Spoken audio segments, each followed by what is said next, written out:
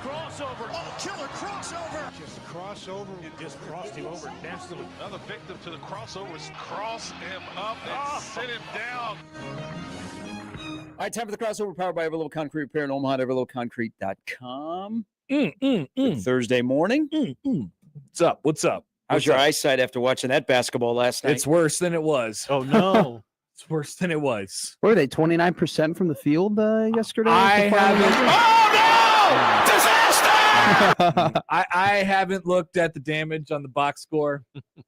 I take it one play at a time. Yeah, so did they yesterday. It wasn't great. So I want to. I asked this on Twitter last night. So the official. It was an interestingly official refereed game. Interesting. That's what I heard. Like travel and some of those other things were questionable. Yep. So and it just had all the makings because Tarleton State is.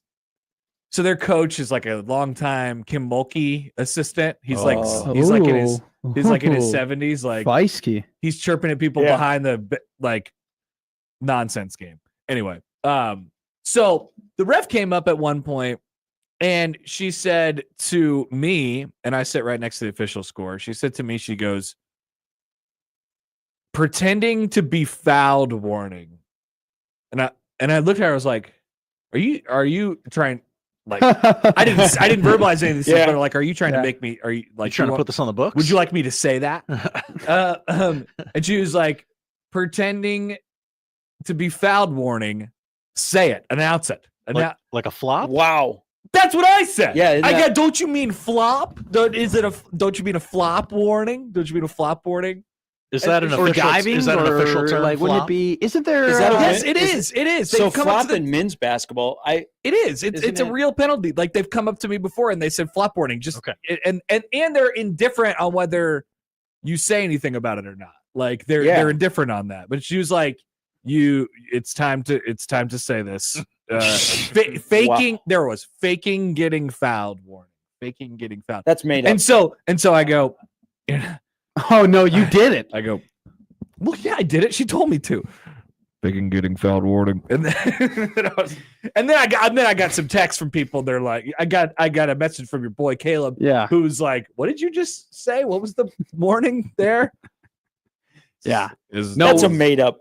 Because it is. Now, is that warning? Was it on Tarleton or was it just on Nebraska? It was on Nebraska. Yeah, it was on Nebraska. It was on a specific. So it was on Callan Hayes. But they just said white. So that's why you went. Nebraska. That's why you went faking getting fouled. But if it was on Tarleton, would you have? No, because I never said faking those getting words. fouled. I never said those words in succession. Can you yell before. that for us? Can you give us if that was a positive Tarleton foul? How would you say faking getting fouled in your? Oh, I'm waiting. We haven't seen one yet this year. I'm waiting for the first technical foul. I would be like technical foul. So if I was Jake Ryan and I was doing it, Bill Self gets teed up in the number one, ladies and gentlemen, your attention, please. The Kansas bench has been assessed with a technical foul. Once again, the Kansas bench gets a technical foul. 2 free throws for Stephen Ashworth. He was really on me that day after the Kansas game. He's like, Bill Self did not get a technical foul. He did get a technical foul. He's like, the bench got a technical foul. No, he was on Self. I'm pretty sure it was on Self. How was it recorded in the? The official says to the table. He says bench. He was very adamant. Yeah. Yeah, he does. I do say it happen. bench, but realistically, it's on Self. Yeah, I watched it happen. Yeah. He went right up to his face. Boom. We bring the boom. That's what they should do. Boom, boom, boom, boom. And they start doing the dance. It's 5 on the boom meter. Boom, boom. Do they have that for the Husker Vision? Have they put the Costco guys? Because I haven't been to a game yet. I'm going on Friday. Have they put the Costco guys in the hype videos yet? I haven't seen them. No, and let's hope they don't ever do it. They should. Can you imagine just so that you can see them up there at the PBA? Yeah. Well, they do that anyway. That's pretty good. Thank you. He's doing the Costco guys. I've been practicing. Big Justice. He's a big fan of the Rizzler as well. I am. I told you about his new rap, right? Have you heard I haven't heard it yet. All right, well, you got problems. You're not a real Rizzler fan. I'm the Panther dressed in black. Yeah. When I like I said, there's another thing. Coming back. We used it at a volleyball game, at Creighton volleyball game. Very children. I know. We work with children. All of a sudden they start. Oh, you're such an adult, Josh. You're such an adult. JJ Watt hater over there. That's Such right. an adult. yeah, You're get 'em, so you're so Kids grown on up, Josh. social media talking about how much wood you chop. get him, Matt McMaster. Get him. Hey, how'd your sandwich go yesterday? Oh, I didn't yeah. get it. Oh, What do you mean you didn't get it? I just it was 10:30 and I looked up where like get real and it opened at 11 and I'm like I'm not gonna wait half an hour to get the sandwich. Yeah. So So what'd you do? I went home and I had a salad. You didn't do anything. No. No I went drive-through? home- Nope. I went home. I had my $2.47 Walmart salad. Wow. Chipotle, chicken, corn, Wow. some chips, Wow. and Chipotle. Hy-Vee is dressing. not a bad place to That's grab a salad. disappointing. I like a good salad. Walmart have good salads? They do. I- Walmart's got this incredible section. So you're saying that Walmart is greater than Hy-Vee in the salad game? I This is what it sounds like. I haven't had a Hy-Vee salad before, so All right, I well, cannot speak Okay, go on, check it out then. on the topic. Go check it out. Anyway, No. sorry, go ahead. Walmart's got a great section where you can just walk in, at least the one in Lincoln. You go to the left and they got all these like $5 little like heat upable meals, right? I know that's not unique to Walmart. I know that a lot of places have $5 heatable meals, but their quality of the $5 heatable meals, incredible. I'm pretty sure they have those exact things at every store, right? I'm just You gonna go to the frozen section and it's all the no, same. no. It's not frozen. It's not frozen. Oh, okay. This They is make it. them. They make them. They're like fresh, like they're microwavable, but they're fresh and they look good and they taste good. This Like I isn't said, like you're going to want to check out Hy-Vee. this isn't hamburger Yeah. helper. This is like they have a full section of it, and you go there and you pick a couple out. They even have like a buffalo chicken pizza thing too. Yeah, you're going to want to check out that. no. Yeah. What? What about That's his JJ Watt buffalo chicken pizza. I Buffalo love- chicken, anything Why don't you except for buffalo why chicken don't you wings. like? Are you a little child and you can't take the spice on your tongue? It's the exact opposite. It's the exact opposite. So just put more hot hey, sauce have you ever on it. noticed? Put more hot sauce on This is not the problem. You don't understand. it. Let me understand. Have you ever noticed that when you go to anywhere, like what's the first restaurant that comes out the top of your head, or any Who Hut? I bet Who Hut, Who Oh. Hot Hmm. has something buffalo chicken. They're going to introduce something next week, and it says, "How about this buffalo chicken Who Hot bowl?" They I have don't it. think they'd ever do that. You go to your favorite sandwich place. Picklemans. They have a buffalo chicken sandwich. They have a buffalo chicken wrap. You go to your favorite pizza place. Guess what they have? Buffalo chicken. You can put buffalo chicken on your pizza. Okay. Why? I remember when pizza was just pizza. I remember when sandwiches were sandwiches. I think you're just a boring human being that doesn't like. No, taste I in your think life. you are. I think you and all of you and you Americans. Is that your Jack Mitchell impression? Yeah, kind of. All of you are the boring ones because you have to have buffalo chicken on your everything. I'm right? not saying I don't have to- feel warm and safe unless I have my buffalo chicken. Nobody said that. They all say that. Nobody said that. They all say that. You're just go. Just. It's I gonna be like okay. the thing. It's gonna be fine. I like the thing. It's gonna be good. fine. Just take a deep breath. It's just Just everywhere. take a deep breath. It's just everywhere. That's all. It's everywhere because it's good.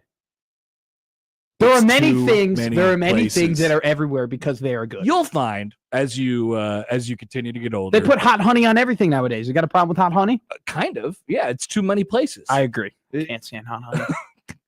I actually Hot like honey is everywhere? Yeah, hot oh, honey. it's They're good. putting They're putting hot it honey on on pizzas. everything. They're putting it on Yeah. fried chicken. I'm going they're to put it putting- on the poll, but I would agree that hot honey is becoming too pervasive in I- society. Yes. Couldn't agree more. Too pervasive. Every pizza place has got to put. They're even putting hot honey on pepperoni pizzas in New York. Not good. You said what? They're putting Hot honey on because I'm on on pepperoni pizza. pizzas in I'm New on York? pizza YouTube. Okay. Yeah. So everybody is. when I scroll on the YouTube Shorts, I get all the Are you Italian on pizzeria pizza guys YouTube? and whatever. So I get a lot of pizza YouTube. And there's this guy Sal. He runs a great place in New Oh, York. of course it's Sal. Did someone throw a he- trash can through his window? Oh, you talking about one the summer? you Sally, talking about are the you talking about corner Sally? or the side? Sally. I had my piece. He had this piece. Then he had this piece. Then he had that piece. Then he reached around. Are you talking about that guy? Sally No. Slices. No, Sally Slices. Yeah. Yeah. You want a corner or a side? Oh, Where are you from? Oh, I'm from Alaska. Right down the street. Right around the corner. Not that guy. Not that guy. Oh, Different I guy. This is not dating IAM from So Do the Right Thing. This is so. Josh, remember yesterday when I told you about Good the one. Akiway guy? Oh, Put it on the grill. Sure. Of course.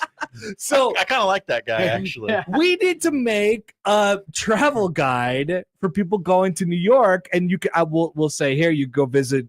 Aki, Mr. go, Ock, yeah. You can visit Sally Slices. Yeah.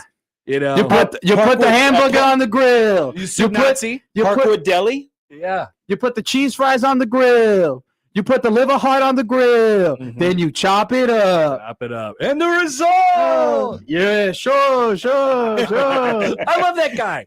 I showed Josh that yesterday. So good. I learned He has- about him yesterday. He had many I like that guy. celebrities go into his shop to get various kinds of sandwiches and things of that nature. Pizza YouTube. Ain't it? I love it. It's great. All over the country. It's mainly just New York. It's just kind of just a bunch of New York pizzerias, and they just kind of post like the different pizzas that they have. Like one of the they do like there was this rainbow pizza where they have like a marinara sauce, then a vodka sauce, and then a pesto sauce. And it's like you have the 3 different sauces that are like running across the pizza. Like that's like a pop, like just how they make those pizzas. I'm into food YouTube in general. Oh yeah, it's all there. It's just satisfying. Do they so have a much of discussion about how Detroit style pizza is overtaking the country? So what is? I've had St. Louis style pizza, and I've had That is Detroit- stop. That is just cracker bread. Well, yes. So Yeah. that's over. So that's over like baked. Wait, Pizza. what is St. Louis style pizza? St. Louis style pizza is basically Who like cares if white it's people like it? the best way to describe it is like exactly buffalo the- chicken. St. Louis style pizza is a little bit like deep fried ravioli. Like it's really, really cooked. It's a little bit burnt. Like it gets super crispy, but they have a decent sauce under it. Characteristics of St. Louis style pizza. And they're going to show you a picture of emos. No, not ribs, pizza. All right, here we go. A pizza that has a thin cracker crust. It's made basically it's without cracker yeast. bread. Yeah. Oh, Yeah, it's not very good. I like that every once in a while. What is Detroit style? So rectangular. Okay. And it's thick. Yes. And the Oh. edges are So pan. crispy. It's a pan pizza. Yeah, It's pan pizza. like a true pan Yeah. pizza. But not the like, edges are hey, we're golden. Domino's. We got pan pizza. I think there's a space for all of these things, honestly. You- Detroit, you guys style, ever have Detroit style a- like is picking up in this town. Have you ever guys have a Chicago thin? Not Yes. Chicago deep, Chicago thin. Very good. Absolutely. There's a Very difference. It's the Absolutely. best. Absolutely. It's very good. It's like tavern style. I think that's the best. I haven't been to New York, so I'm sure I'm going to respect the rectangle or I the respect that. triangle slice. I said rectangular. I'm going to respect the triangle slice and say that's probably the best type of pizza. But after that, I would take a Chicago thin over a Chicago deep any day of the week. It's just it's a totally different meal, right? Like it's I don't know. I mean, it's bread, it's it's pizza. sauce, it's But- cheese. but- That's pizza, but right? it's situational, right? It's situational pizza. Like it's like calling a fade on the goal line if you're getting the deep dish pizza. Like really what you want to do is run the ball.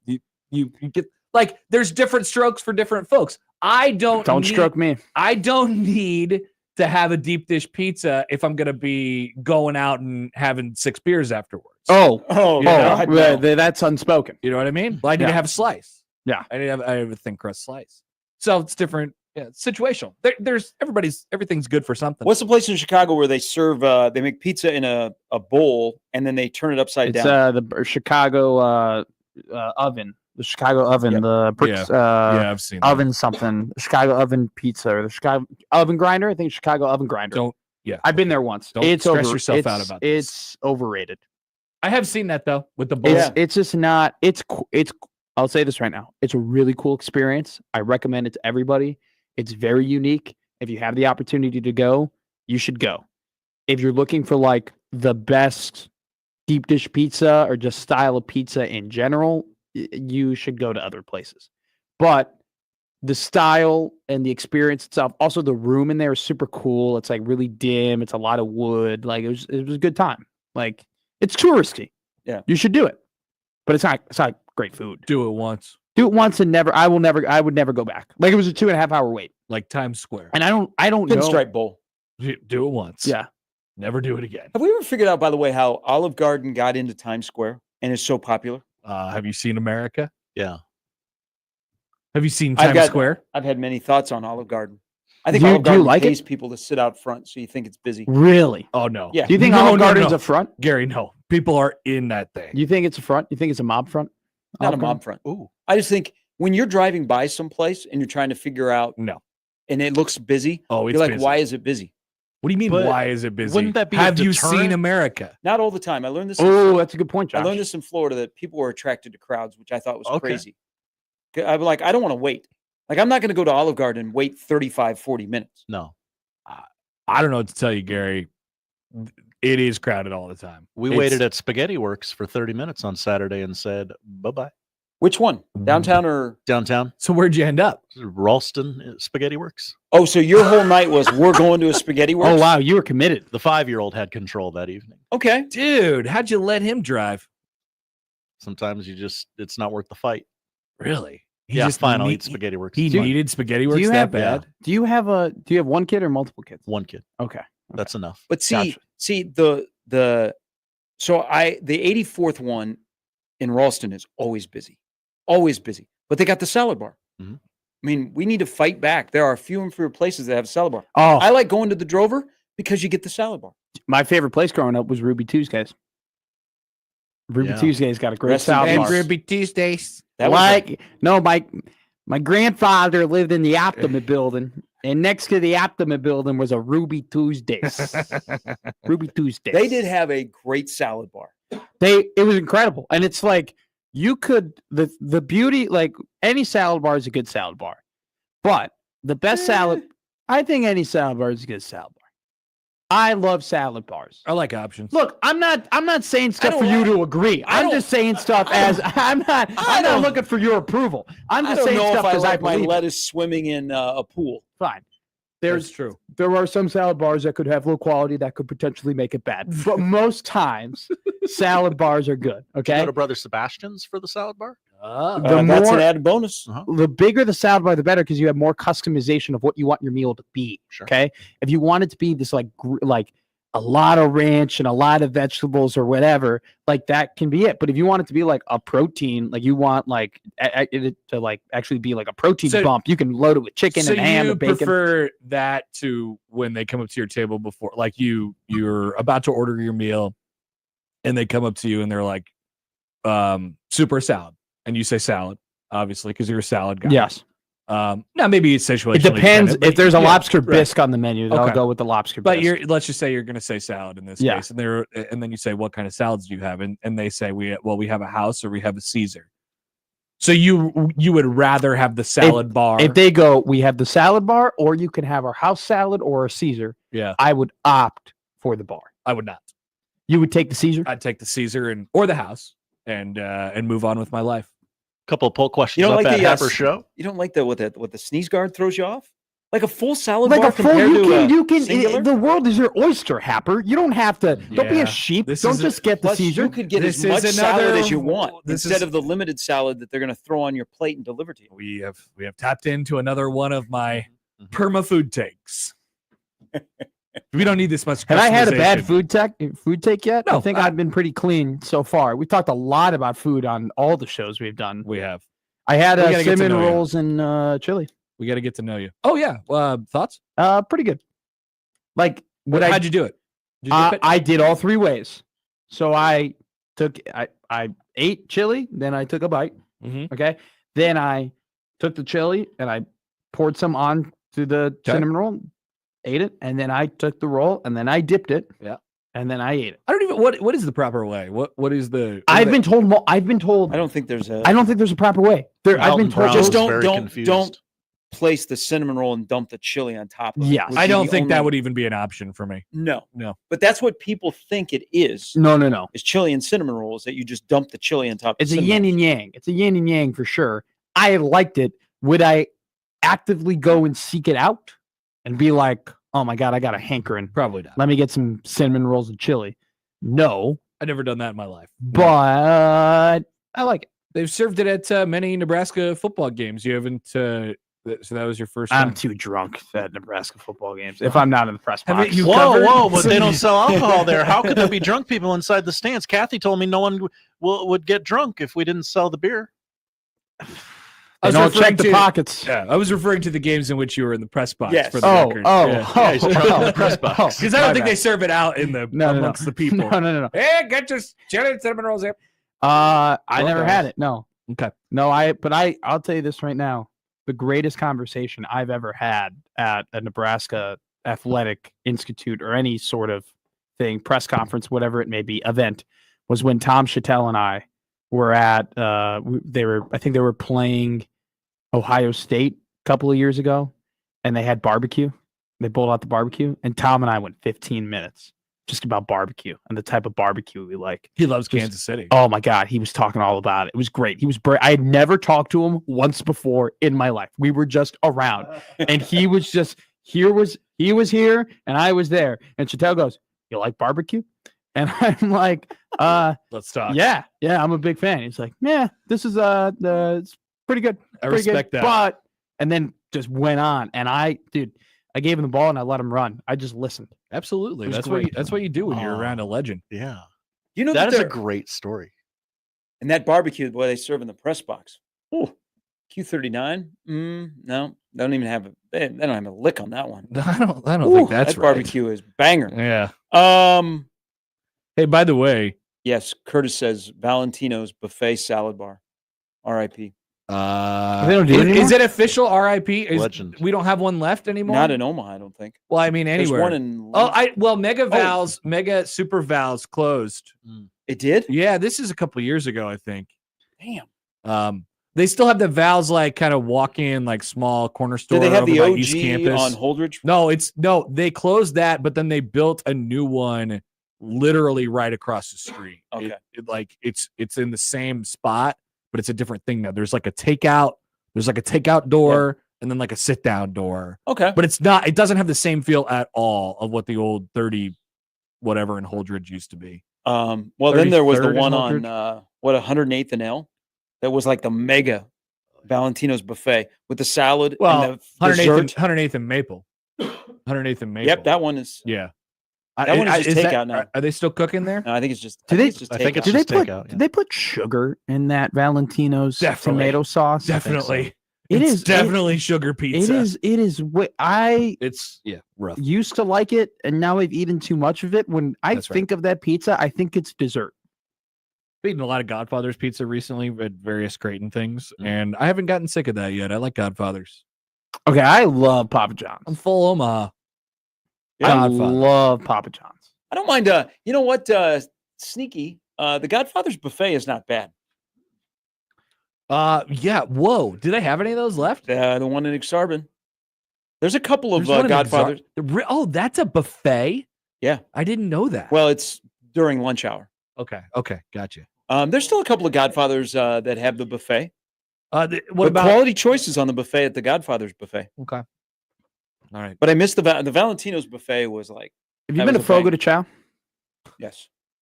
That oh my God! Yeah, he's in the Big Ten media. Of course, he's been there. Is it the one where they bring the meat around to your table? Yeah, and yeah. But listen, you can go to Fogo de Chao and have a great dining experience and never eat the meat. You could just do that salad bar they have over there. Like they have this beautiful, like they got prosciutto, they got smoked salmon, they have Gabagool. gabagool, Mm. they have clam or oysters, they have like all the vegetables you can think of. They have really good soups. But I They want have, the meat. like- I'm there for the meat. No, I know, but I'm saying that buffet is so elite, and it's like a complimentary. Like you're supposed to go up there and eat a little before you have the meat, but that buffet itself I love. is so elite I love. that you don't even really like. Yeah. You could have a great meal with just that. That's how good that is. I love the places that have a plan for you. Right? Oh, they Like, tell. I couldn't agree more. I absolutely. I love could that. not Like, agree more. Take me on this journey. Yeah. Connor loves being told. I what to eat. do. I do. Have you done omakase before? Yeah. Yeah. So they what's the place called over in over by West Side? Oh gosh. Yeah, it's Koji. Koji. I don't know if that's omakase, like technically, but basically I went in there and I was like, you omakase me. Yeah, treat me like a princess. They were like, yeah. tell me what I need to do. Omakase me. That's what I did at this place in Vegas at the MGM Grand too. Like we were all going to order our stuff and it was probably like 6 of us or something like that. And the dude eventually was just, after we kind of stammered and stuff like that for a while, the dude was like, why don't I just tell you what you need to do? It'll be fine. You'll spend $100 a piece and it'll be awesome. And we'll bring out 100 different things for you. I'm like, sign me up. I'm excellent. 24. I'm going to Vegas, doing a big trip. I'm gonna go all out. 24? No, I'm 22 now. So the plan is when I turn, because I got to save up some money. So here's my thing: when you do anything, right? Yeah. Especially a vacation. I'm not a go on vacation, but we're budgeting. Like I'm not budgeting on vacation. Love that. Like if we're going on vacation, I respect that. I'm doing everything like we are doing it all out. So that's why I'm waiting until I'm 24. So I have like 2 years essentially of like making money to save. Just up. remember, on your first trip to Vegas, it's an investment. You are setting yourself up for all of your future trips to Vegas. Oh. You must gamble a lot of money. Yes. You have to. Then they will invite you back for free forever. And the flights are cheap. And then you can What's the definite? Because I was thinking 1,000. I was it's a great start. And then when I rack it up to $3,000 on the craps table, then we'll start playing. You just know that you're not going to Yeah. walk away probably richer than you were. I'm gonna make Don't have- enough money in Vegas to get out of the Matrix. That's what I'm gonna do. I'm just gonna start. yeah. I'm gonna make. Well, he's got high hopes. Yeah, He's there's got a high reason they build big buildings Yeah. in Vegas. I taught Gary how to play craps today. Yeah, he has a system. Like I'm very cautious of playing craps because I don't know enough about it, but I'm very intrigued. Professional Same. craps player. I can't. I watched Josh Peterson do it for a while. We were there a couple weeks ago, and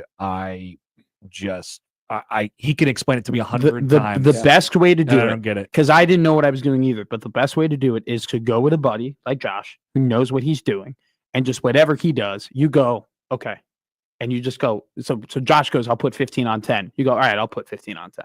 All right, Yeah. I'll put 15 on. And 6. then I'll you're put 15 in, and on then 6. you're learning, right? So I get exactly. it. Yeah. So, Okay. but what I was telling Gary is like you put X amount of money on the board. You put $60 on the board. Yeah. Right. And then like after your numbers hit, you keep putting it back into the board, That's like what I do. reinvesting That's what I into do the with roulette, board. basically. Yeah. You keep reinvesting into the board, and then but the key to craps is that once you hit your number, you have to pull it out. You just got to be like, all right, I'm good. And like Fresh restart. and like the problem sometimes is that you'll get some like slimy like people who are handling it who will like scold you when you like take the money off the board, you know? But it's just like you got to be disciplined. Like you got to be like, all right, I'm gonna take it off now, and you're done. Okay. This is good advice.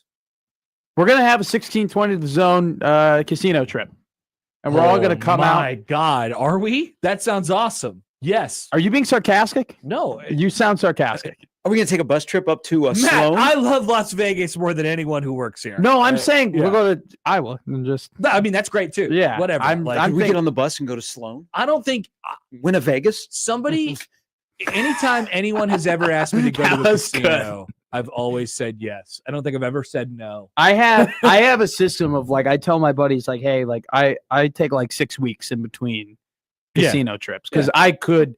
But here's my thing: it has nothing to do with the gambling. It has everything to do with the competition. Yeah. Okay, like I could And not the care. camaraderie. I could not care less. Like And the when banter with the dealer. The friends you make along the way. Exactly. my mom goes, I lost $60 one time, and she goes, you lost $60. I go to a Cubs game, I lose 200. I mean, what's the difference? And that's not gambling. Yeah. It's just gone. I spent 2 hours there. I spent 2 hours at both places. All right, I lost 60 here. I lost 200 there. What's the difference? It's all about the competition. By I'm the addicted way- to winning, not gambling. Yeah. Mike, who does a lot Yeah. for problem gambling advocacy in the Yeah. state, he has some thoughts for you. You should get with him. What did he say? Well, What did Rob just say? get with him. We'll connect you during the Yeah. break. I'm not a degenerate. I just, you No, know. we don't use that. We don't like Don't that use word. that word around Mike. All right. You guys have a good afternoon. Are we on Nowerney watch? Well, he wasn't in the portal. Now he's in the portal. Now he's in the portal, and he doesn't have he has a no contact tag. Don't talk to me. That's like me right now. I know where I'm going. Don't. Oh, wait. And Mr. Mosey. And there's a bunch of predictions. Yes. Predictions. Fong Wow. bombs. Both Nate Coase and Wilt Fong predicted Nebraska to land this guy. We're back. My gosh. What other the sky is falling. Everybody's in the portal. Oh my gosh. Do you think this would be soft ass fans? Do you think this would be the moment now to check to see if you could winterize Memorial Stadium for a playoff game next year? Dude, I was thinking about that driving into town last night. Oh my God, that would suck. It was 8 degrees. Wait a minute, we're having a good run here. No, that would suck. You just took a really positive and fun crossover and just crashed it into the ground. I got out of my car and I looked at that stadium and I was outside and I was like, this would be horrendous. But you'd be in the press box, wouldn't you? No, but it's not about me. It's about the people. Oh, sure. Gonna Man have of to the get a people, bye. Connor Happer. Gonna have to get a bye. Please get a bye. Send us to the You're Fiesta asking Bowl. for way too much. Just win 8 games. How about we start there? Just hope to God that you just get the random day in December where it's 48 degrees. That's the hope, because I do not want to play a football game outside right now. No way. No way. I think you're soft. I am soft. 19? You are Charmin. 19, Matt McMaster? Charmin. Do you know what that is? Do you know what we call that? 19. Do you know what we call that? Bear weather. Bear weather. Bear weather. Bear weather, baby. Yeah, you're a bear weather fan. Bear weather. All right. Thanks, guys. That is the crossover powered by Everlevel Concrete Repair in Omaha at everlevelconcrete.com. Thursday, we'll start things off next.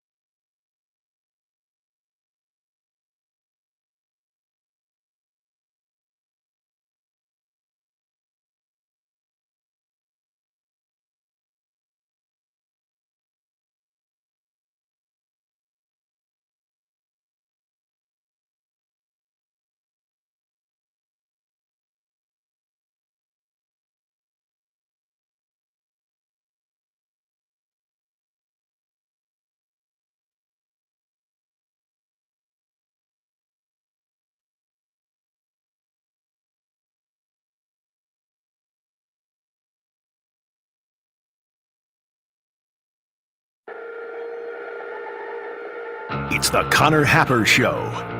Are we sure we want to do this? Could you, make an announcement that we're ready?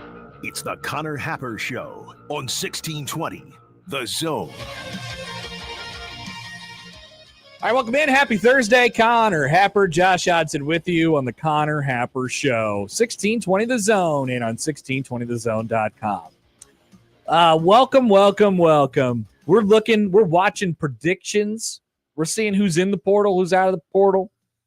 Is there Josh, if you went into the portal, would you put a do not contact by your name? Would you say, don't talk to me? Actually, I enjoy being courted. So I would not. You do. Even if I knew, okay, I'm stepping in the portal, I'm going to school X, I'm still going to let everyone. That's interesting. So you'd be a go into the portal every year just to see what your worth is guy, right? I don't know about that, but I would definitely be hey, this recruit knows where he's going, but he's still taking the visits because he has the visits. Why did that guy show up at USC last weekend? They asked him if he wanted a free trip. Free trip to USC. And they think that once you get there, that you're going to... We just got to get him on campus. You're going to have your eyes open to this brand new thing. And you're just like, no, thank you. I'm just here to party. That's right. Thanks. Show me OJ's jersey.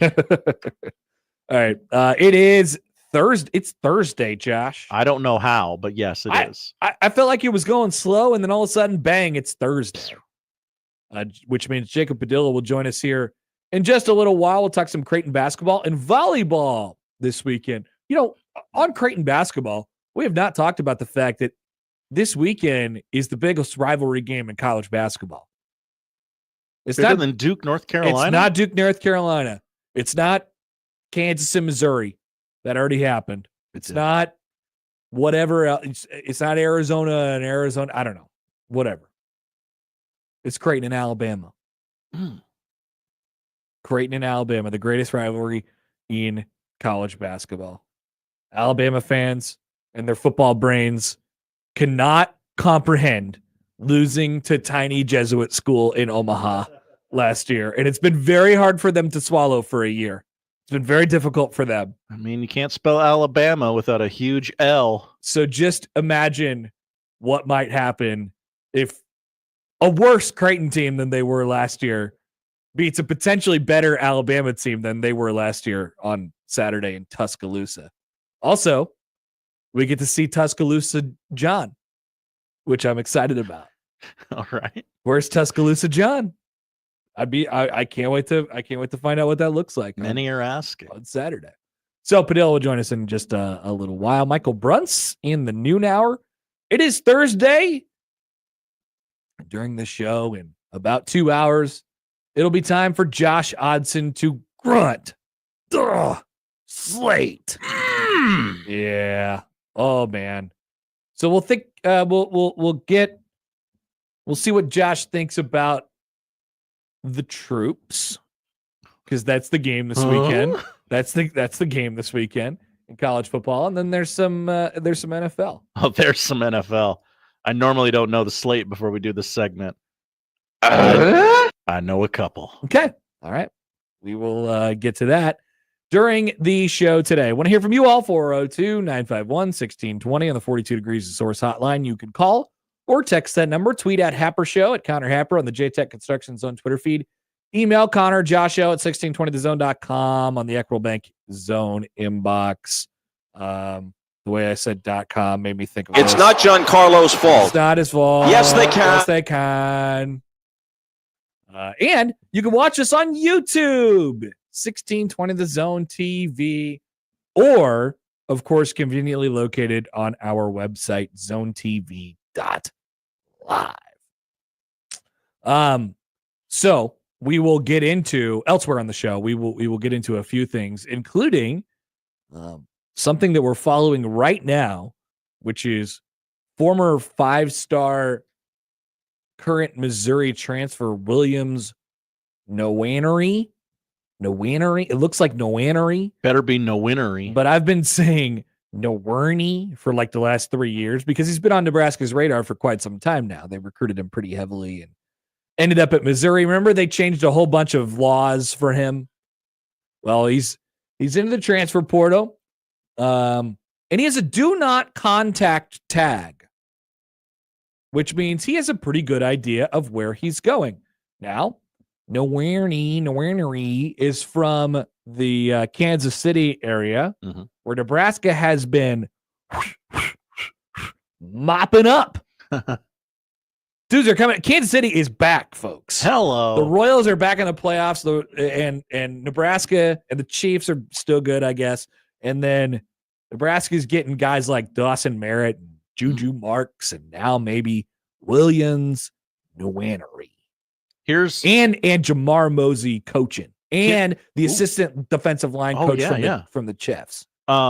If I could just give a tip to people who consume this show. Yeah, take I-29. Well, yeah, do that. But here's how to consume media better, smarter. Everyone, all the scribes, all the people who cover Husker football have retweeted the Williams Nwaneri announcement and said, might want to keep an eye on this one. That's how you know it's a done deal that isn't done, okay? Yeah. Willing to go on that limb in front of all of you here this morning. Why doesn't somebody just report it? Just say it. If you know it, like there's... Should I? No, because you don't know. You don't have the information. I don't have the information, but... You're just watching everybody else's. But like if every single person who covers Husker football is retweeting this announcement and saying, I don't know, might want to watch this one. Do you think it's one of those things where someone says like, hey, maybe want to watch this one, and then everyone else only says that because they feel the first person felt like they should keep an eye on it? Maybe. And then it becomes like an echo chamber? I don't know. Sean Callahan said I might want to watch this. So better keep an eye on this one. Keep an eye on this one. Keep an eye on this one. So that'd be cool. That'd be something to be excited about. Very, yes. Former top recruit in the 2023 class. Didn't play full time last year, I don't believe, right? I was pulling up his stats here just a second ago. He was saving himself for us. Yeah, I don't know what happened with him. He was the number 6 overall player in the 2023 class. He only appeared in 4 games, 2 tackles, and a sack at Missouri.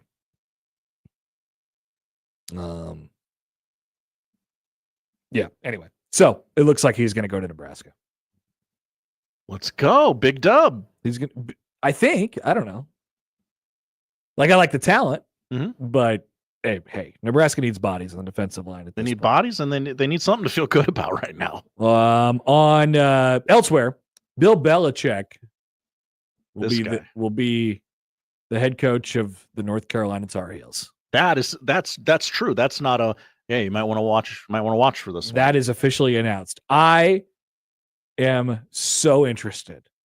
I'm so interested. You're going to watch ACC Network now. I might have to watch the stupid ACC Network. Just like I had to think about Coach Prime when he got to Colorado. And obviously, Colorado and Nebraska locked horns for a couple of years here. So it made it even more relevant to me. And Colorado is a school that Nebraska has a bunch of history with. And this one isn't. But man, what a fascinating deal. What a fascinating case study. A lot of people said, why would this guy want to coach college football? He's never done that before, Connor. He's never done that before. And you know what the deal is in college football. I mean, what's the narrative been around the sport for the last couple of years? College coaches are leaving to the NFL because they just want to coach football. Doesn't Bill Belichick kind of seem like the definition of the want to coach football guy? Yeah. But I think he has a different approach at this. We'll talk about that as we go on throughout the show today. Interesting. I think we disagree on this wildly, which is rare for us. Boerkircher. Boerkircher. He's in the portal. I smiled so big when I saw that. Boerkircher. What's he doing in there? What's going on? Boerkircher? How'd he get in there? I didn't want him to go to the airport. That's right. I don't want him to get on the plane. I like Boerkircher. Surprising. So we'll talk about that throughout the show. And I'm sure there will be a study done on this after this year. We'll discuss it during the show today. How many guys are going to go into the portal and then immediately come out of the portal and back to their original school within like 48 hours. It's already happened twice to Nebraska so far this cycle. You might wonder why. The answer might be obvious. We'll still discuss it. Nebraska, I'm disgusted by it too. Nebraska is hosting a punter among various other things this weekend. A punter. We will ask if you've seen Wisconsin's schedule next year. Oof. Oh yeah. It's got "fire me" written all over it. Yep. Streaming service says it's not cable, but actually is. Rich Rod is back. And some intel on Nebraska's reshaped coaching staff. All coming up on the. Yeah, I got some intel. Okay. I don't know. I love that. I got a name to watch. One to. I got one to watch. I'll retweet it. No, don't. Just listen to it. Okay. Listen to it. That will be coming up during the show today. We are off and running on a Thursday. Would love to hear from you all. Thanks for being with us. Back after this on 1620 The Zone.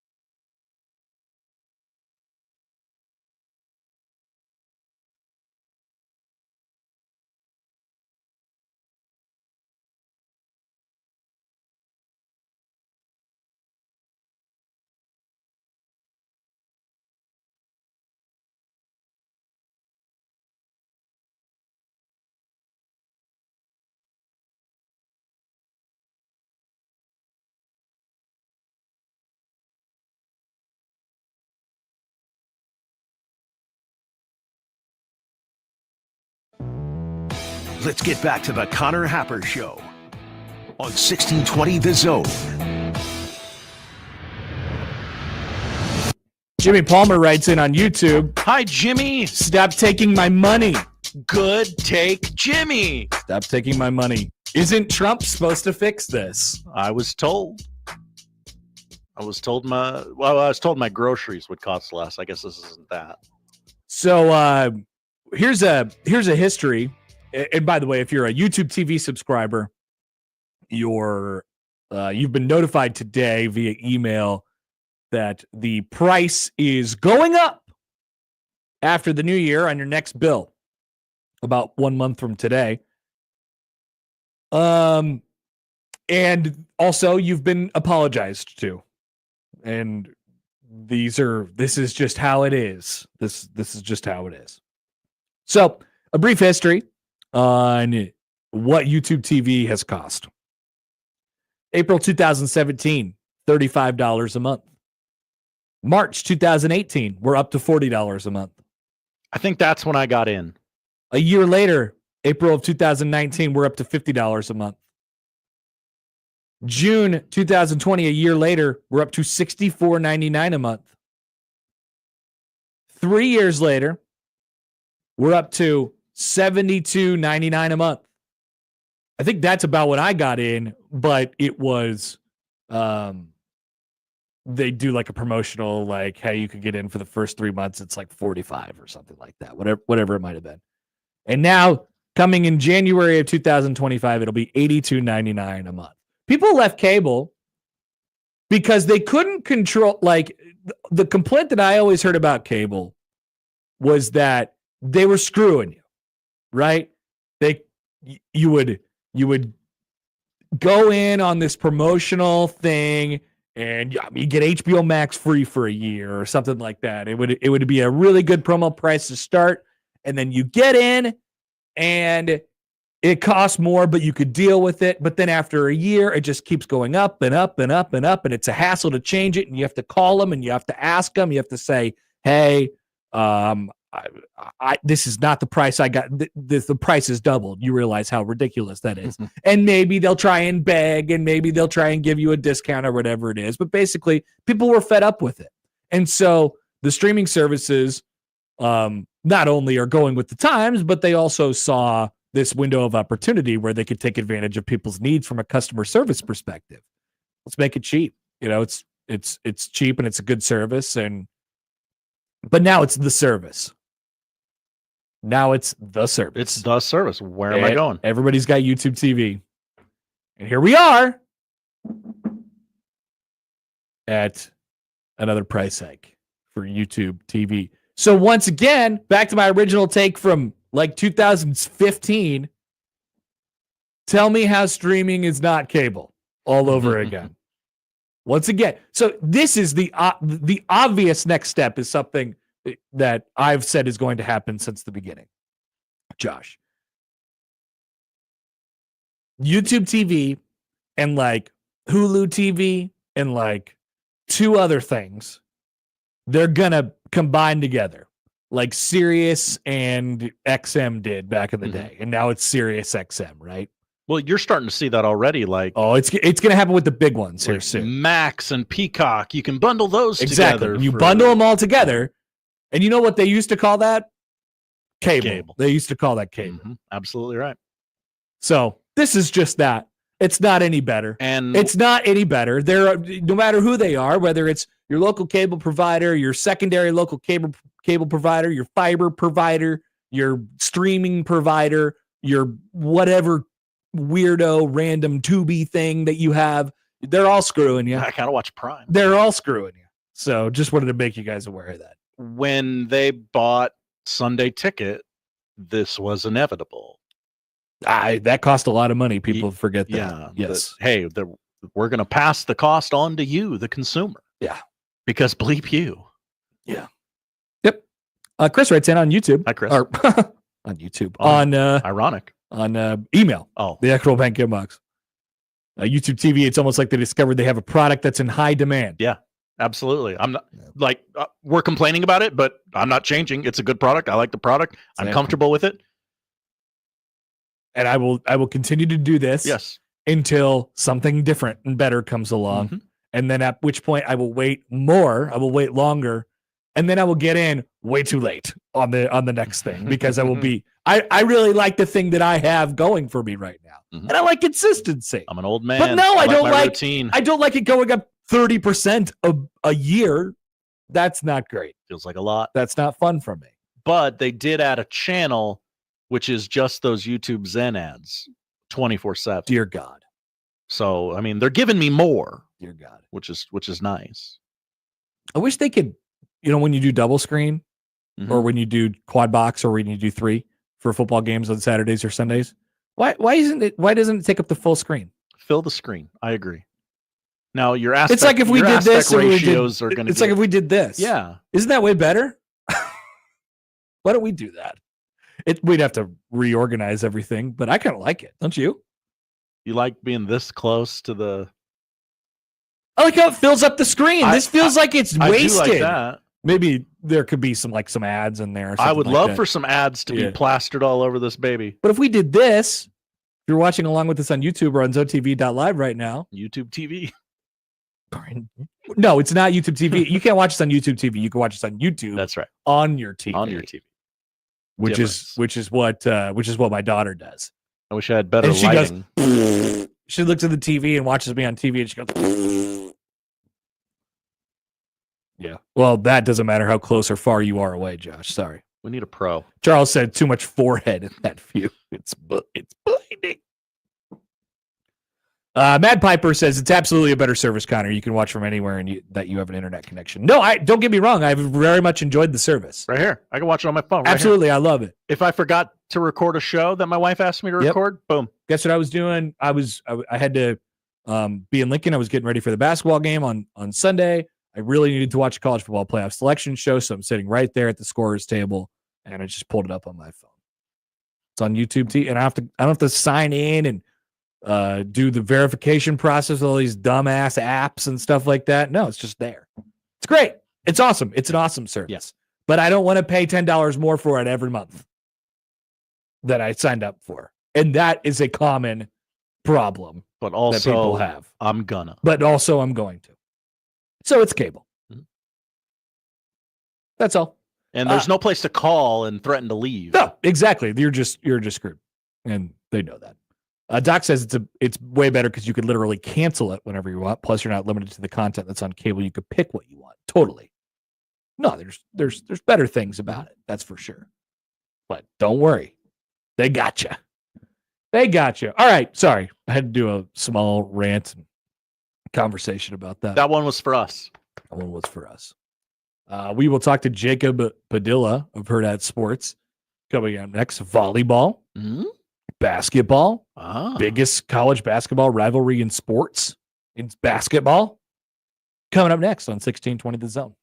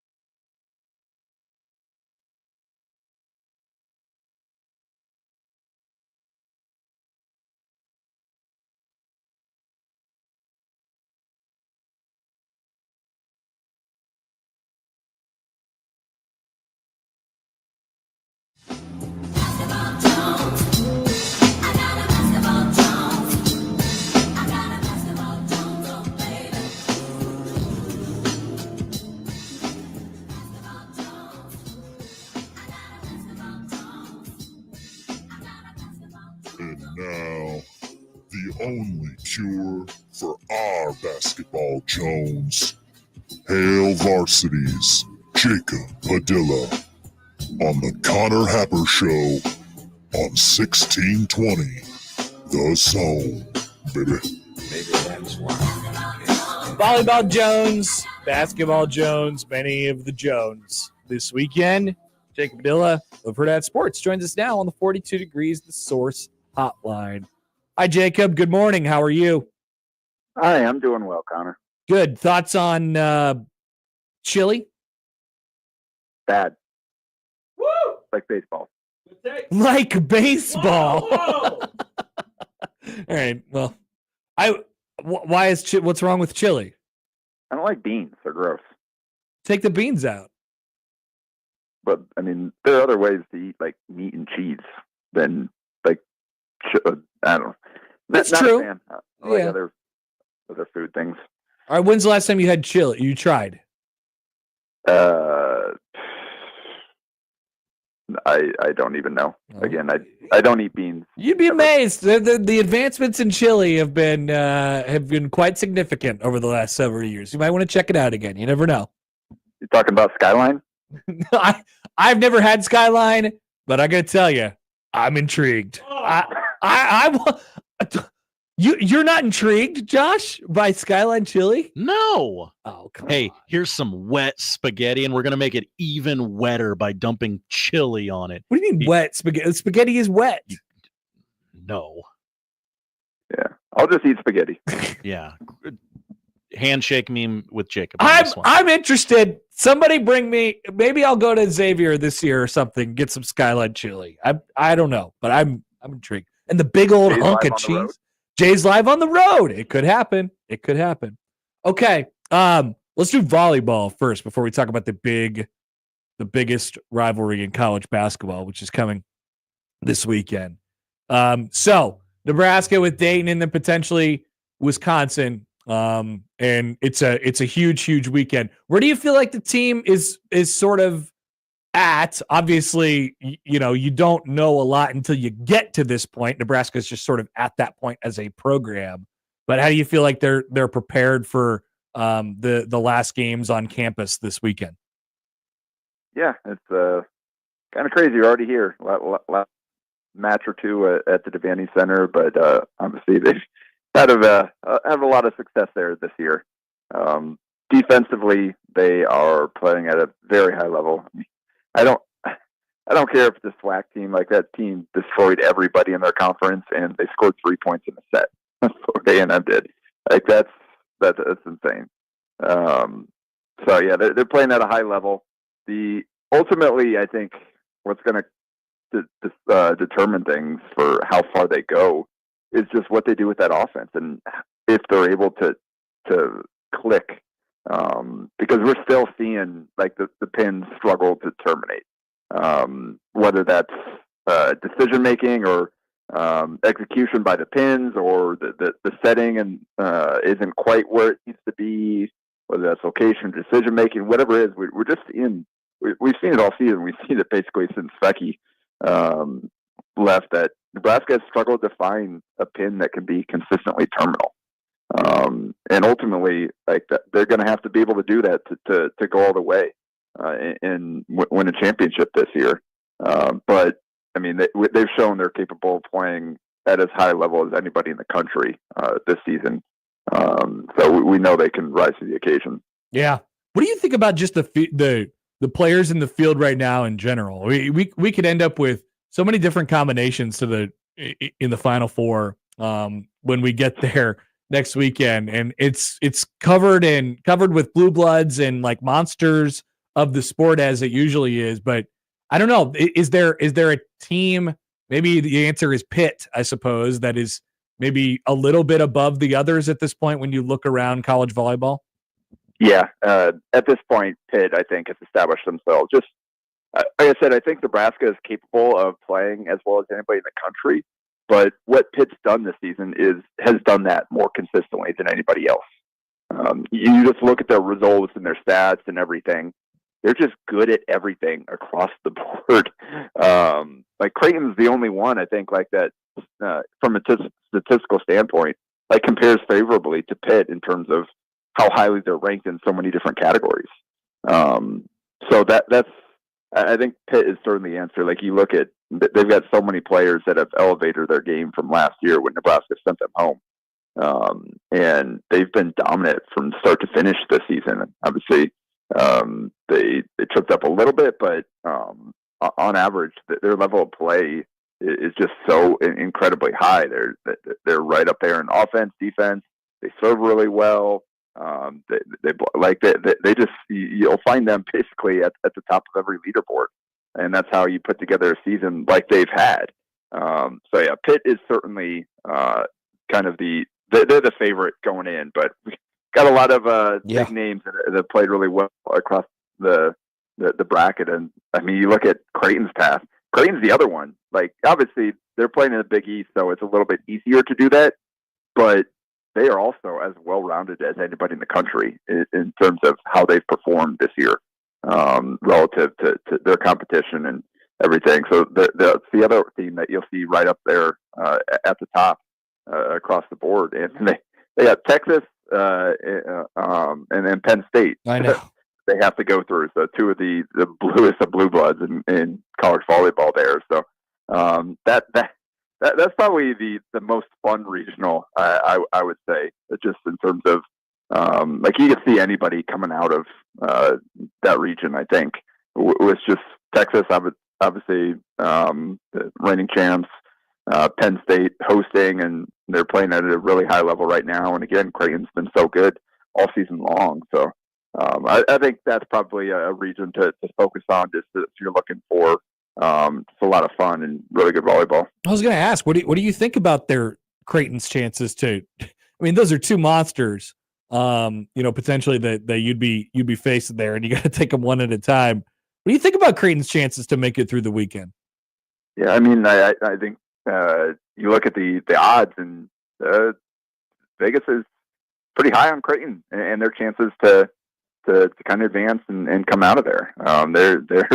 Their championship odds, their regional final odds, they're surprisingly good for a program like Creighton that doesn't have the biggest name that we see in so many of these other spots in the bracket. So it would certainly, I mean, what we've seen from Kirsten Belt-Booth and her program over the last several years is just they continue to raise the bar year in and year out. They find some way to push forward and to accomplish something new for this program. And obviously reaching a top five ranking, earning a number 2 seed and being in a contention for number 1 seed, man, if they had pulled off one of those matches against Nebraska or Louisville that they went 5 in, you put that as top of resume with their overall record and dominance, like they would have a strong case for a number 1 seed.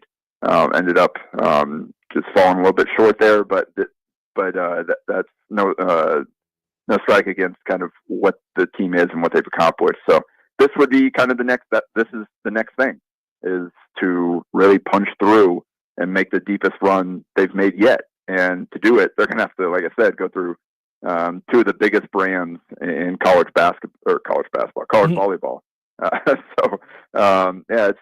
It's going to be a lot of fun for fans to watch, and we'll see if they can elevate their game. Speaking of basketball, Jacob, let's move on there with Creighton obviously going to Alabama this weekend. Let's go back and sort of look at the week that was last week for Creighton, beating Kansas and then having the whirlwind of waking up on Saturday morning is like, oh well, the guy who just dropped 27 and was the best player probably in the game against the number 1 team in the country, he's going to not be out there anymore. And then it was sort of like an environment that was on Saturday that was, it sort of had bad loss written all over it if you weren't very, very careful. And they got some production from guys like Isaac Trout and Mason Miller. Like, what's the formula now for Creighton now that Pop Isaacs is out of the equation? Yeah, it's going to be a lot of, I think, what we saw in that UNLV game, where you're not going to expect 7 threes combined from Jason Green and Isaac Trout every game, but you need those role players to step up, and even more so, like that was the difference early in the season, even when he had Isaacs, is Creighton just wasn't able to make teams pay for the way they chose to defend Kalkbrenner and Creighton's offense. They had opportunities that they weren't taking advantage of. Recently, we're starting to see that flip. And guys are taking advantage. They're knocking down shots. They're making plays. They're contributing. And, I mean, they're shooting, I think 40-88 from three over the last 7 halves of basketball. So the regression to the mean is hitting hard in that area. They were not a 29% three-point shooting team or whatever they were early on in the season. But Stephen Ashworth is already doing so much. I don't know how much more from a production standpoint you can ask of him, especially with the added defensive attention that he's going to get now, even with Isaacs out of the lineup. It's going to fall on, I think, Jemiah Neal and the role players. Yeah. Same thing with Kalkbrenner. Is like teams are going to continue to make somebody else beat them. Like you can only force things so much with Kalkbrenner if they've got 2-3 guys devoted to him on every possession. So you can't like, well, now we just need 25 and 10 from Kalkbrenner every game. It's not going to work that way. Teams are going to try to take that away, continuing from what we've seen all season. And now that's even one less big weapon that they have to worry about. So we're going to probably see a lot of the same stuff. It's going to fall on Jemiah Neal, who's stepping up. He's going to have to handle the ball. He's going to have to make plays for others. We saw 1999 with 4 blocks. Pretty impressive. Really good. Yeah. That's not a stat line that we've seen at the high major level in regulation since 05-06, I believe. Wow. Rob Anderson tweeted.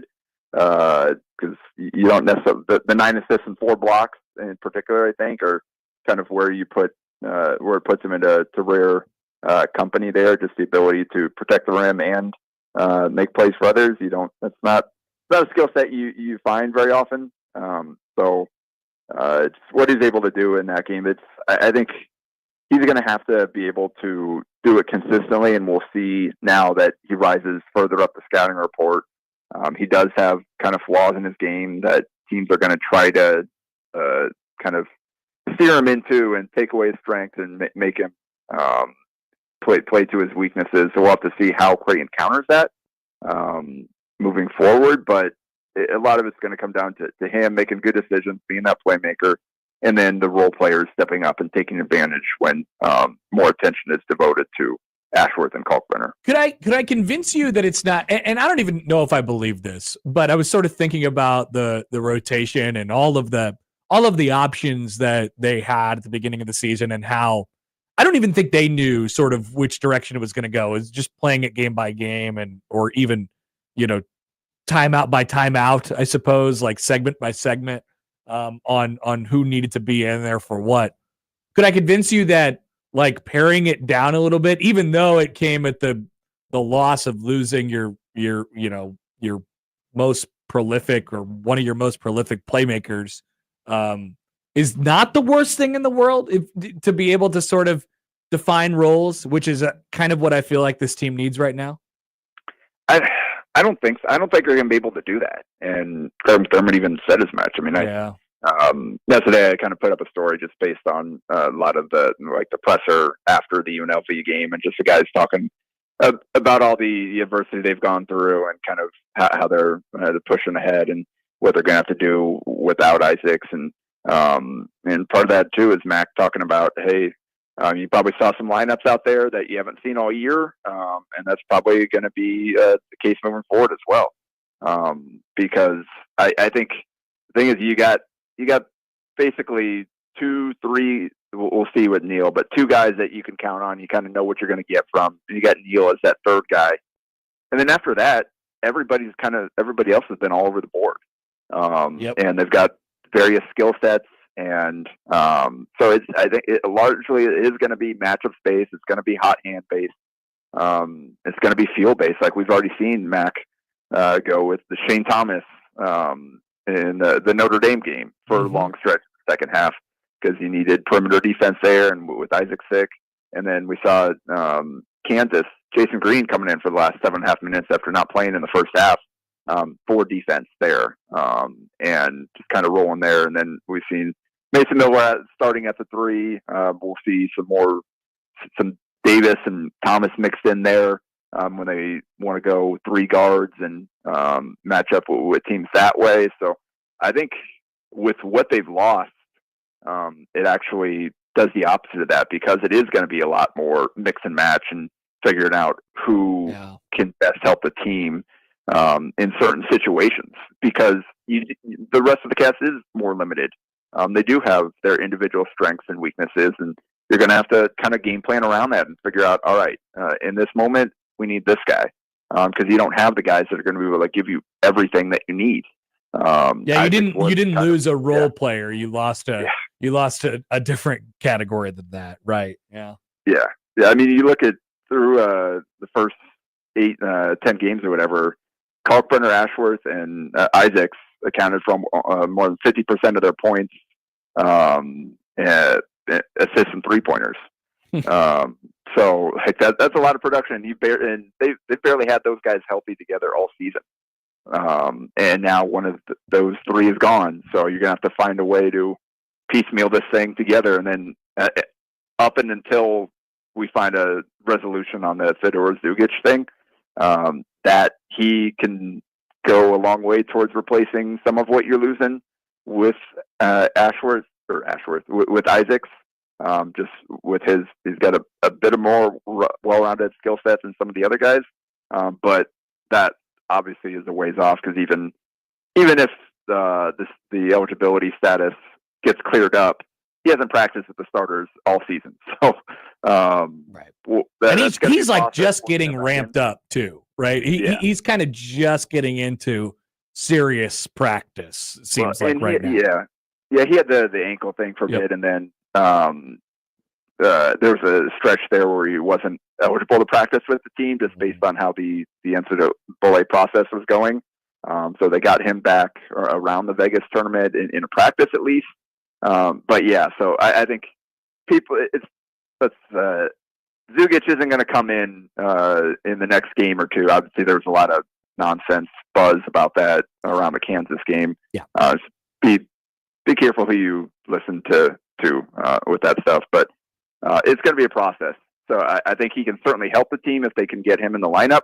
But it isn't an instant fix that he's going to come save Creighton in the next game or two. They're going to have to find a way to tread water in the meantime and figure out, all right, what does this version of Creighton basketball need to do to compete against the schedule they've got coming up. What's your expectation for Saturday? That's such a challenge. Yeah, going to be tough. Again, UNLV, they weren't necessarily a low major walkover opponent, but we're talking that's like top 100 type of team versus a top 10 team, or top 115, I guess, for UNLV versus a top 10 team for Alabama. They're 7th in KenPom right now. Pretty comparable to Creighton on defense, but they have the 4th best offense in the country, and they are top 10 in tempo. They're going to run at you relentlessly. They're going to attack the basket. They got a lot of different guys. Like, you look at it, their balance is pretty impressive with the amount of guys that can hurt you. Mark Sears obviously hasn't had a great season so far this year compared to what we saw from him last year, but he gave Creighton all kinds of, Creighton made him work for it, but like, he's certainly capable of putting up some big numbers. Now, Grant Nelson is having a good season. They got LeBaron Philon, freshman, Aiden Hallway, second-year guy, I believe, good shooter. Like, they've got a lot of options. I mean, Cliff Omarui was one of the best defensive centers in the Big Ten at Rutgers, and he's kind of just a role guy for them. Unfortunately, they did lose Latrell Reitzel Jr., Omaha Central product, who's having a great season here. He's done for the year, which you hate to see. I'm glad he was able to play in Omaha last year. I'm happy that it worked out that way, that when Creighton had the home game first and now going back to Alabama. But they pulled a red shirt on Houston Mallett to replace Reitzel. So it's not like that was a huge blow to their depth, at least. So they're going to come at you in waves, and Creighton's going to have to find a way to. They got to shoot the ball like they got to make enough shots. Yeah, yeah, because Alabama's just an average 3-point shooting team, but they're pretty elite at scoring inside the arc.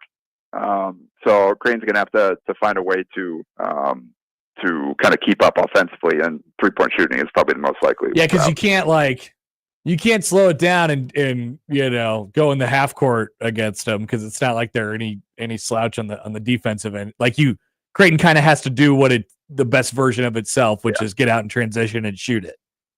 Yeah, no, that's the thing. Like they can't let it be an absolute track meet.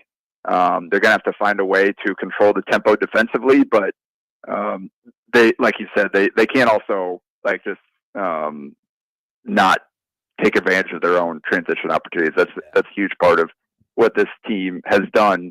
Just opportunistic. They have to be. You can't make bad decisions in transition and let it get into kind of a hectic style of play.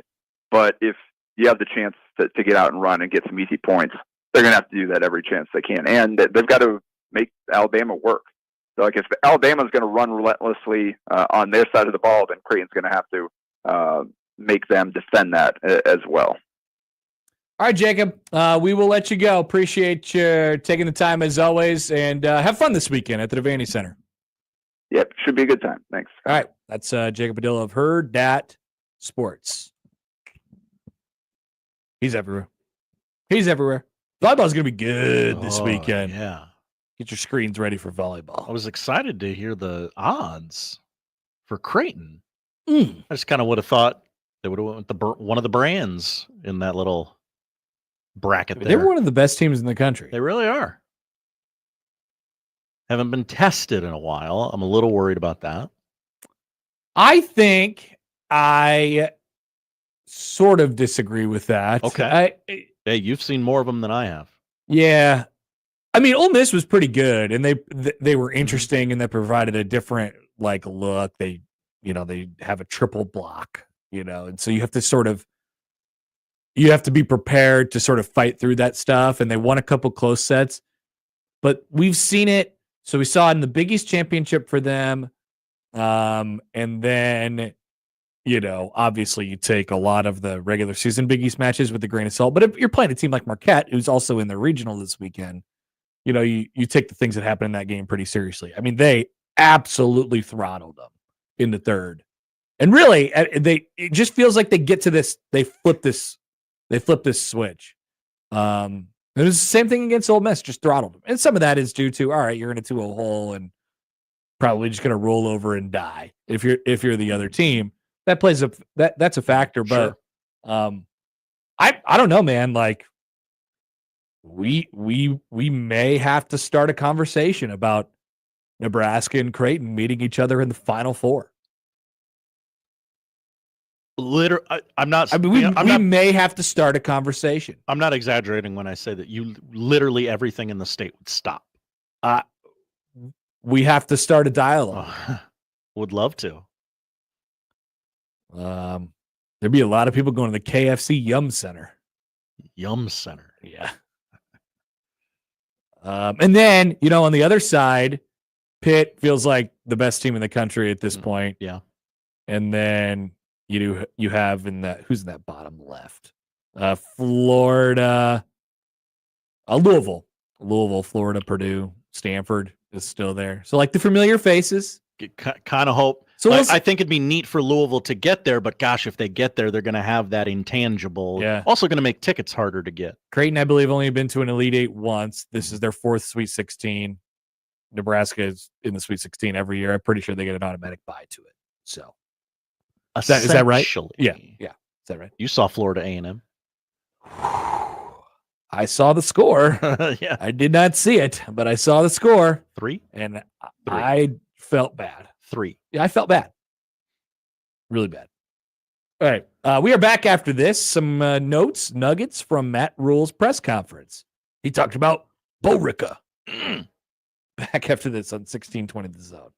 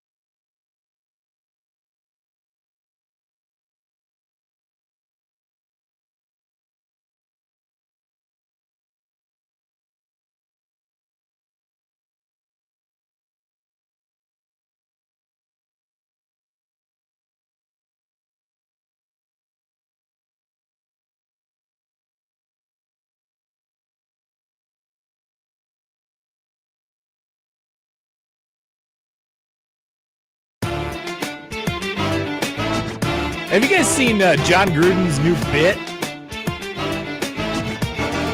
I saw his last bit. Being a football coach? No, Or being a Monday Night Football person? No, being a bigot. Oh, yeah. He's moved on from that. Have we? Well, he has. Oh, yeah. He works at Barstool now, right? That's correct. That lines up. That's correct. He works at Barstool. And, well, Barstool. he started doing videos of him, like, just, he does, like, some kind of breakdowns and stuff like that, but he's very exuberant. He's very excitable. Yeah. Right? So he'll just, like, read a stat line from a guy. He'll be like, sure, but he'll like look like he's trying to squeeze out a poop the whole time. Like, Jared Goff, 18 of 18. I couldn't even do that in pregame warm-ups. He's just excited to be out of the house. He loves football. He loves football. I get to be back. I don't think that I could love anything as much as that guy loves football. Okay. He loves football. So are people liking it? Are people digging it? I kind of am. Okay. I'm in. I think it's pretty funny. He's a pretty good character. Is he in on the joke?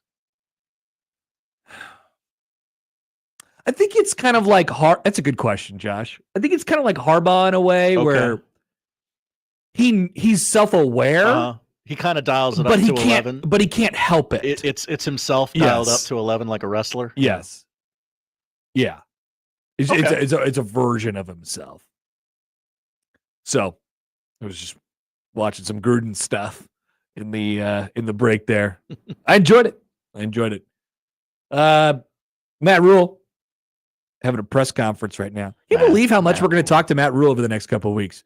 A lot. People often say that it's really about the 15 bowl practices. No, I think it's really about the 6 extra press conferences you get with Matt Rhule.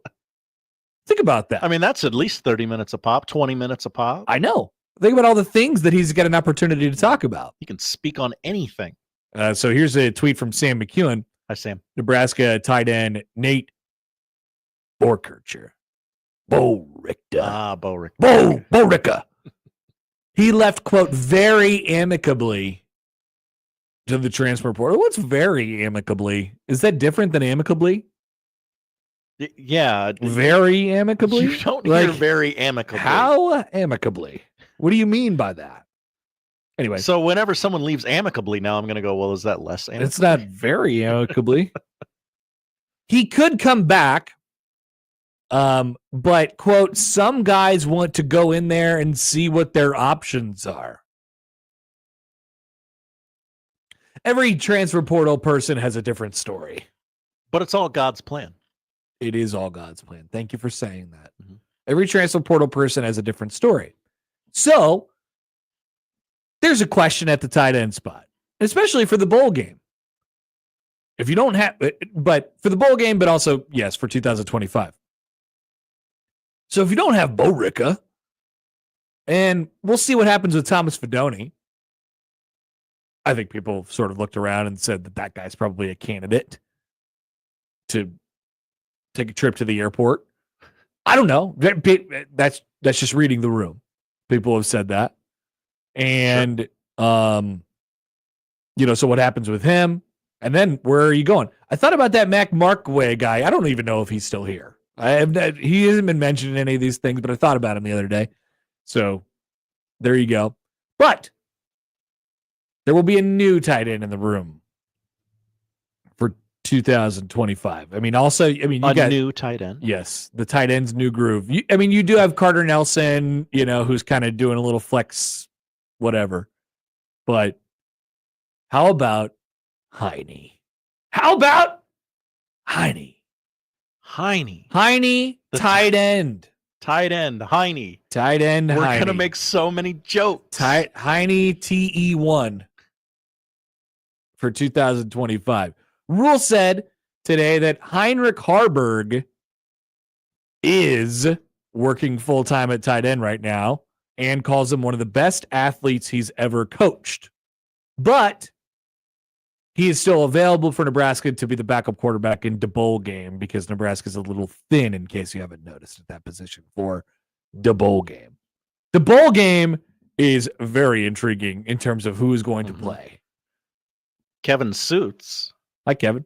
Jalen Gramstad is Nebraska's number 2 quarterback during bowl practices. Right. So Heine is now practicing with the tight ends, but he's available to them to play quarterback because it's fresh, it's there. But he will. The transition is being made for Heinrich now to be a full-time tight end, full-time athlete for Heinrich Haarberg. Thoughts? I actually kind of like it. Seems like a good fit. Yeah, I agree with what they did, which was pick a lane. They picked a lane. I just don't think they could have done the thing that they were doing last year again, which was, he's kind of a quarterback, but we don't really believe in him as a quarterback, so we kind of have him as a gadget player, but also he is the backup quarterback, and so we kind of have to believe in him as a quarterback. So we have to teach him these quarterback things, and he has to know the quarterback stuff, but also he has to learn these gadget, goofy plays and go in for 6 plays a game or 3 plays a game or 2 plays a game or whatever. It was just a weird middle zone with that last year. So I think Nebraska's best path was to choose a lane, and they did. And they said, here's what we're going to do. And I imagine Heinrich had a lot of opinions on this situation as well. But I think at the end of the day, he wants to see the team win and help the team. But he also wants to help out his future. And I would imagine that they both agreed that his future, if he is to be an NFL player, is not at the quarterback position. Right. Not at the quarterback position. It is being whatever you need to be. Offensive weapon. O-dub. Get him in the weight room over the summer. Build that weight up. You saying beef up some Heine? Yeah. You want a big, beefy Heine at tight end.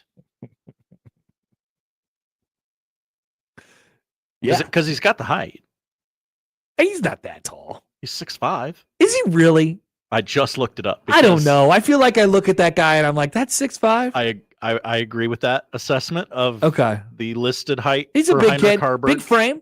Big frame. Big It's boy. There. Good bones. Good bones.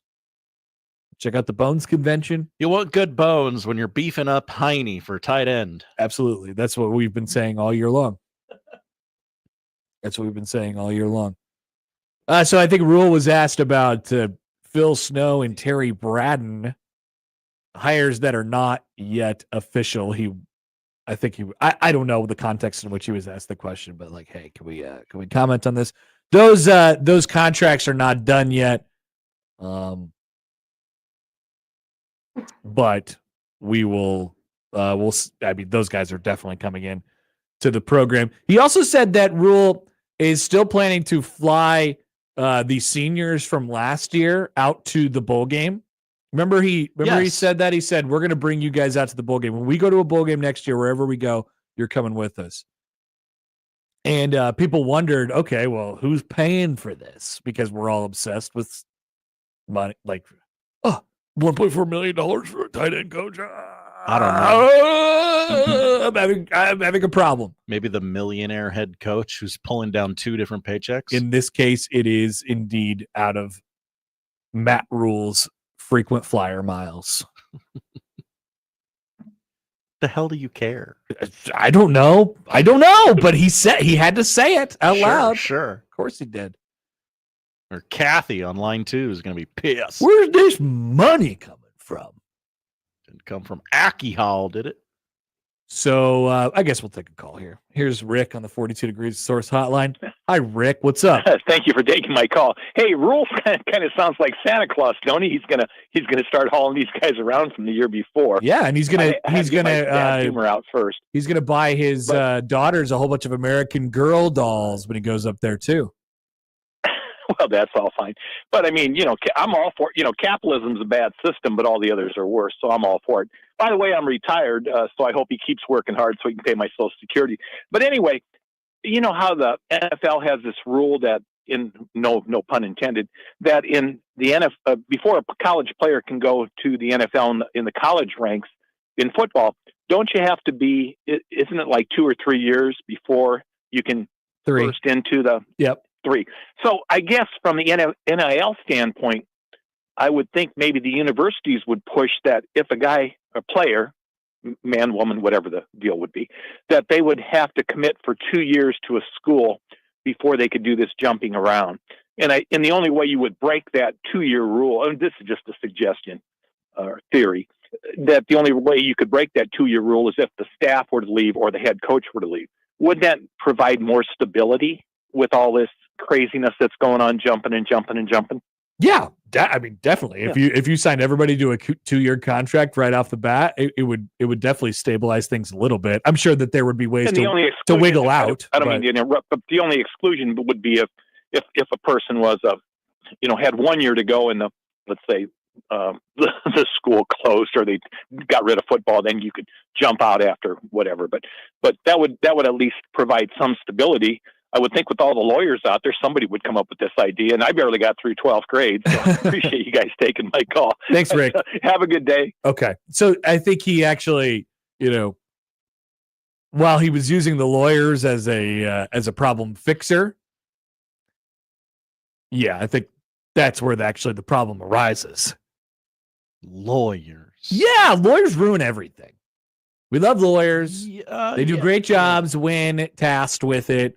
But when people have look at the way the system is right now. How do you think it would go if they said, "Hey, you all have to sign 2-year contracts now"? They would say, "Well, you're getting paid." How would it go? Well, we have a free system. We could transfer whenever we want right now. We should have that. Yeah, that feels better for them. Unless there's guaranteed money involved and stuff like that. I don't know. As much as we complain about the transfer portal and as much as we say out loud, hey, something needs to change here. I don't know. I don't know where you start in that. Yeah. I don't know where you start in that. I'm not. It's going to be. It feels like it's going to be very difficult to change. To put the rabbit back in the hat, the cat back in the bag, the toothpaste back in the toothpaste tube. Yes. It's out. It's out, Josh. It's out of the tube. Without some grand sweeping collective bargaining, which I mean there is NCAA definitely seems to want no part of. Well, there is the option of ditching the NCAA. That seems a lot of people would have to come together on that one. The Boise State AD said that's probably the recourse. That feels like that's coming. Yeah. I mean, if the Boise State AD is saying that, I know it's Boise State. Yeah. But they're in the playoff, Josh. Right. They're one of the big boys. With a bye. Triggered many people in suits. We don't get a playoff game on blue turf. Yeah, they earned a bye. They get a bye. That's the criteria you set, and they cleared that bar. Well, it came as a result of every other conference beating the crap out of each other. Doesn't matter. I know. Maybe the Mountain West is the smartest conference of them all. I've been saying it for years. All right, we'll come back. Josh has the odd news. I'm excited for the odd news today. When we return on the Connor Happer Show on 1620 The Zone.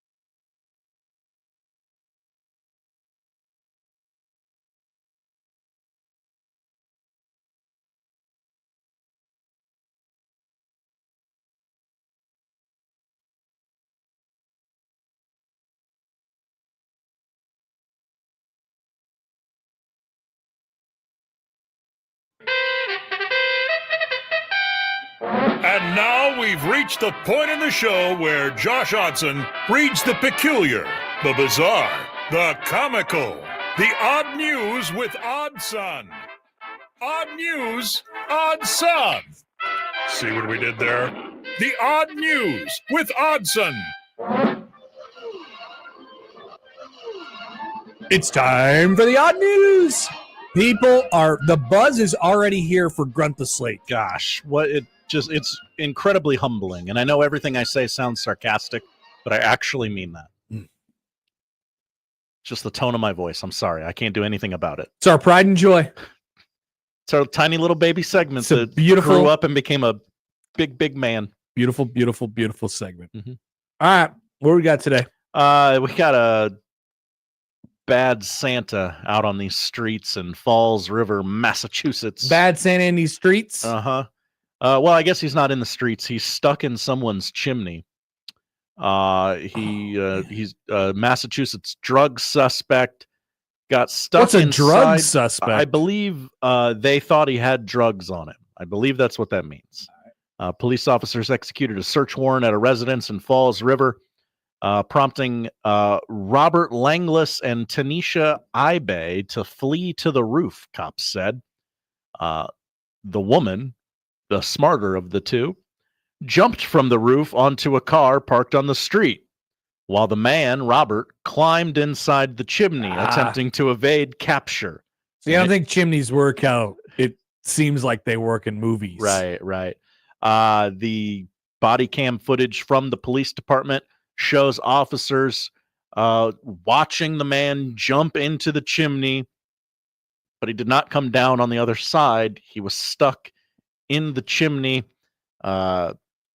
A good Samaritan told him, "Yeah, he jumped. He jumped in the chimney. He's in there. You got to go get him." Yeah, he can't go anywhere. He's in the chimney. They got him out and arrested him with possession of narcotics. Narcotics? Yeah, drugs. Which narcotic? Doesn't say. Interesting. Mm-hmm. What state was that in again? Massachusetts. I don't know. Feels like he didn't do anything that bad. He had drugs on him. I mean, is that really worth chasing a guy down a chimney? In Oregon, they would have not have chased him, but in Massachusetts, yeah, they chased him all the way down that chimney. All you care about is Coke and Xbox, and I'm going to get that Coke. I say once you get to him, it's time served. It's like you got stuck in a chimney, find your way out, and then you're free. Yeah. Everyone's going to laugh at you forever. Yeah. That's your punishment. You get stuck in a chimney. His jails are crowded. I can't be bringing you in because you had a joint on you. Exactly. Mm-hmm. Massachusetts, classic. We go to Spain? Yeah, Granada. We're going to Spain. Last night I had to say a town that I had never heard of before in Montenegro. Okay. For one of the Tarleton players? Yes. Okay. Yes. How'd it go?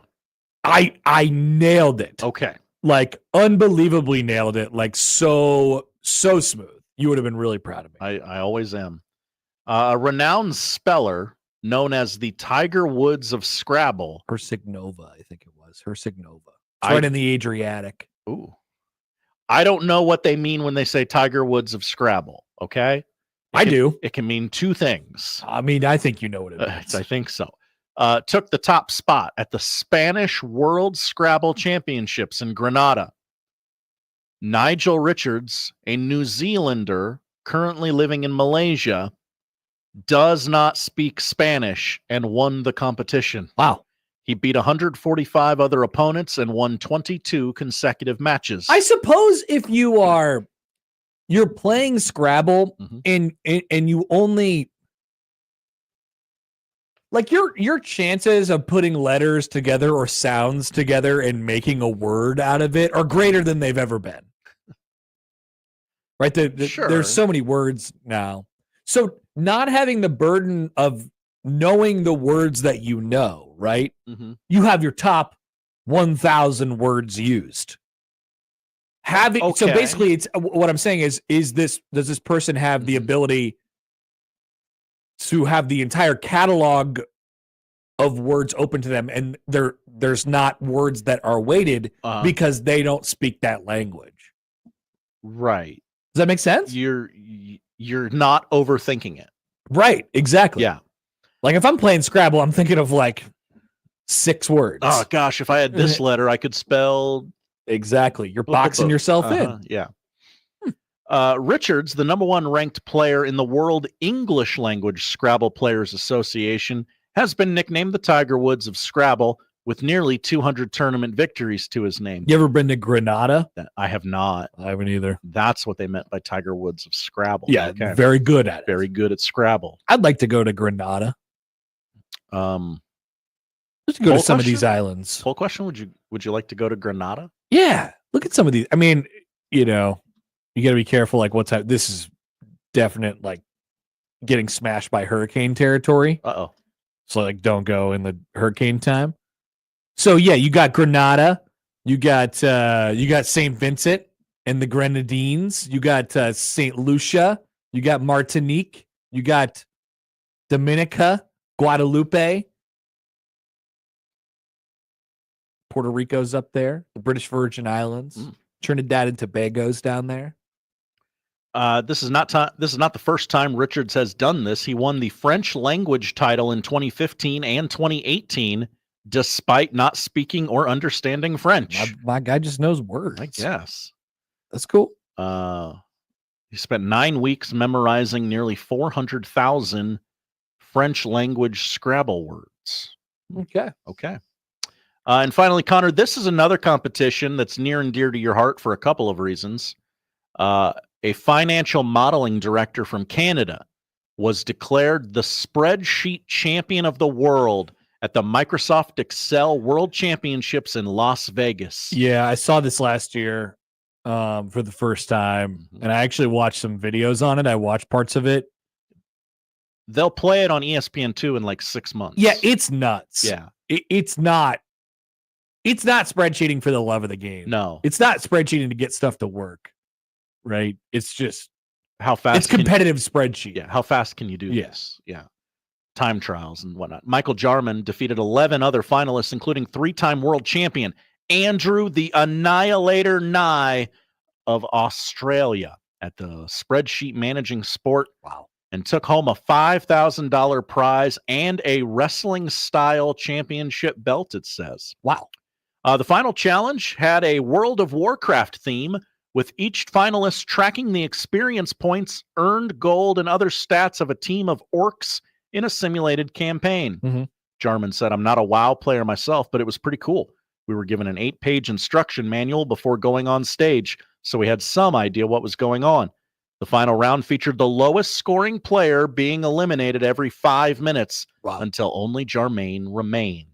Yeah, maybe they can maybe the people who are in that competition can normalize my Nebraska football, my Matt Rhule spreadsheets. You got so many of them.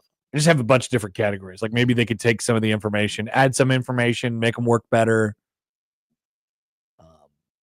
They're really time consuming. You have to add all these things. I love when I can just, I don't know how they do it or what it's called, but when I can just put the numbers in and it adds it all up for me. Yeah, I like when it does that. That's what they do. Like if I put 75 rush yards in this column, all the way down at the bottom, it's going to calculate the season total, and it's going to keep that running in a different. You don't know how to do that? No, not a clue. So you just go into that into the total one, into the total cell. Yeah. And you I've heard of cell before. And you do like sum equals SUM, sum equals, and then it's all of the other. Like you could do the entire column if it's in the same column. Yeah. Right. So you just do that whole column. Sounds like a lot of work. So if it's in column C, you go C to C equals sum of C to C, and it spits out your big number. I'm glad people do this for me. It's not that hard. You can do it. I'm a beautiful idiot. Connor. Teach yourself. I've taught myself a lot of things. Yeah. It's time someone else do the work. All right. I'm not making your spreadsheets. No, you're not. I would never ask. Charles writes in. Hi, Charles. Chicks dig conditional formatting. I do love some conditional formatting.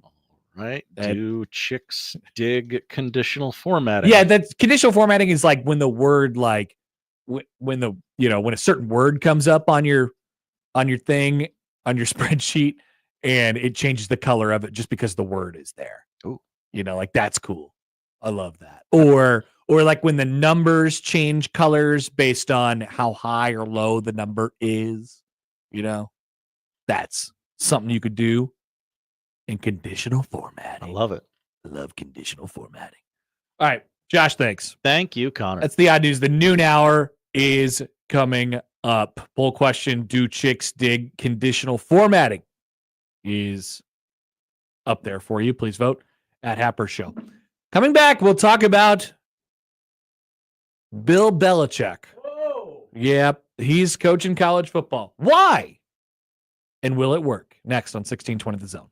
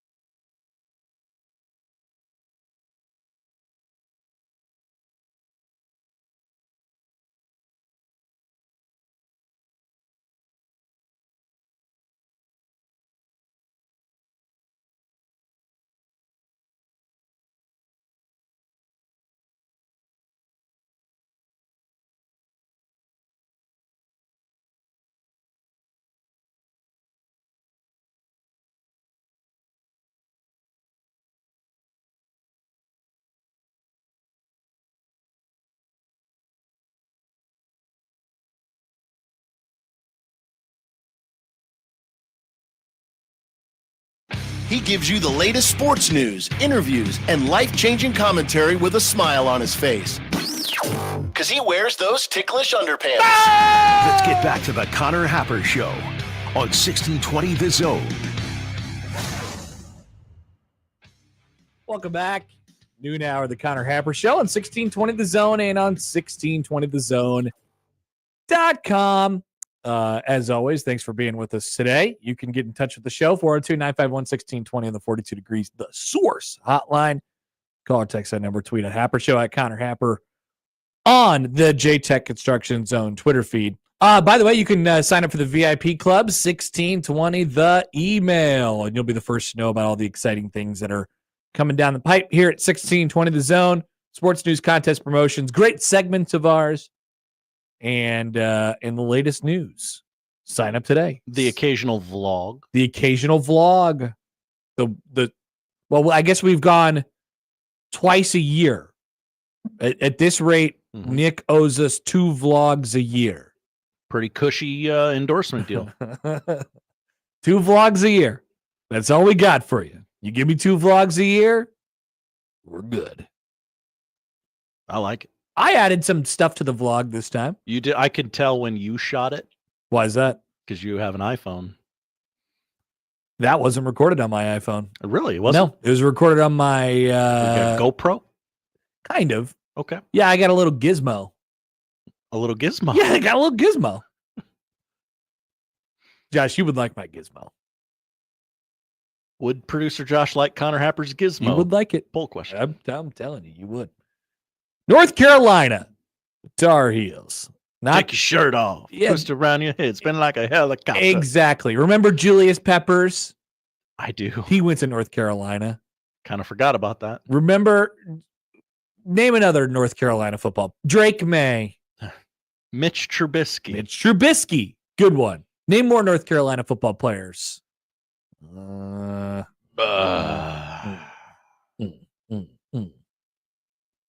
Hakeem Nicks. Right? Really? Hakeem Nicks? Jeff Saturday? Jeff Saturday? Dre Bly? Are these people? Are these accurate? Did Hakeem Nicks go to North Carolina? Oh, how is this organized? Let's see. North Carolina football players to play in the NFL. Can we go by like how many games that they played or how many years they played in? What? Why is this so hard? Lawrence Taylor? Wow. Oh, Giovanni Bernard. Good one. Giovanni Bernard. We love Italian names, don't we, America? Giovanni Bernard was awesome. Algie Crumpler. I did like Algie Crumpler. Everybody loved Algie Crumpler. Come on. Let's see. I'm just looking at guys who played like a decade or more in the NFL who went to North Carolina. Natron Means Business. Who's that? Chargers running back, Natron Means. But Chris Berman always called him Natron Means Business. Julius Peppers, 17 years in the NFL. Wow, that's a long time. That is a long time. Julius Peppers was awesome. Robert Quinn. Good one. Quinn? Yeah, not last name Quinn. Okay. First name Quinn. Lawrence Taylor. Did you mention him already? I did. All right. Was I right on Hakeem Nicks? Yes. All right. Whew. Thank God. That was my TJ Yates. TJ Yates. Remember the debate?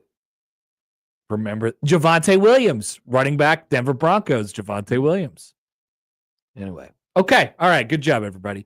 Chance. Eric Ebron, the tight end that couldn't catch anything. Eric Ebron was on my fantasy team for probably 6 straight years. Oh, no. And he would have these games where he would catch 4 touchdowns and then just go on a milk carton for several months in a row. But you liked him when you had him. He would just be that one guy who caught 4 touchdowns randomly that one time. But you always thought that it was possible that he could do that. And he would do it sometimes. You want him on your team and not the other guys. Rob is writing in on the Equitable Bank inbox. He says that the Schwam called them Natron refried means. Oh, no. I don't like that one as much. Natron means business or Natron refried means.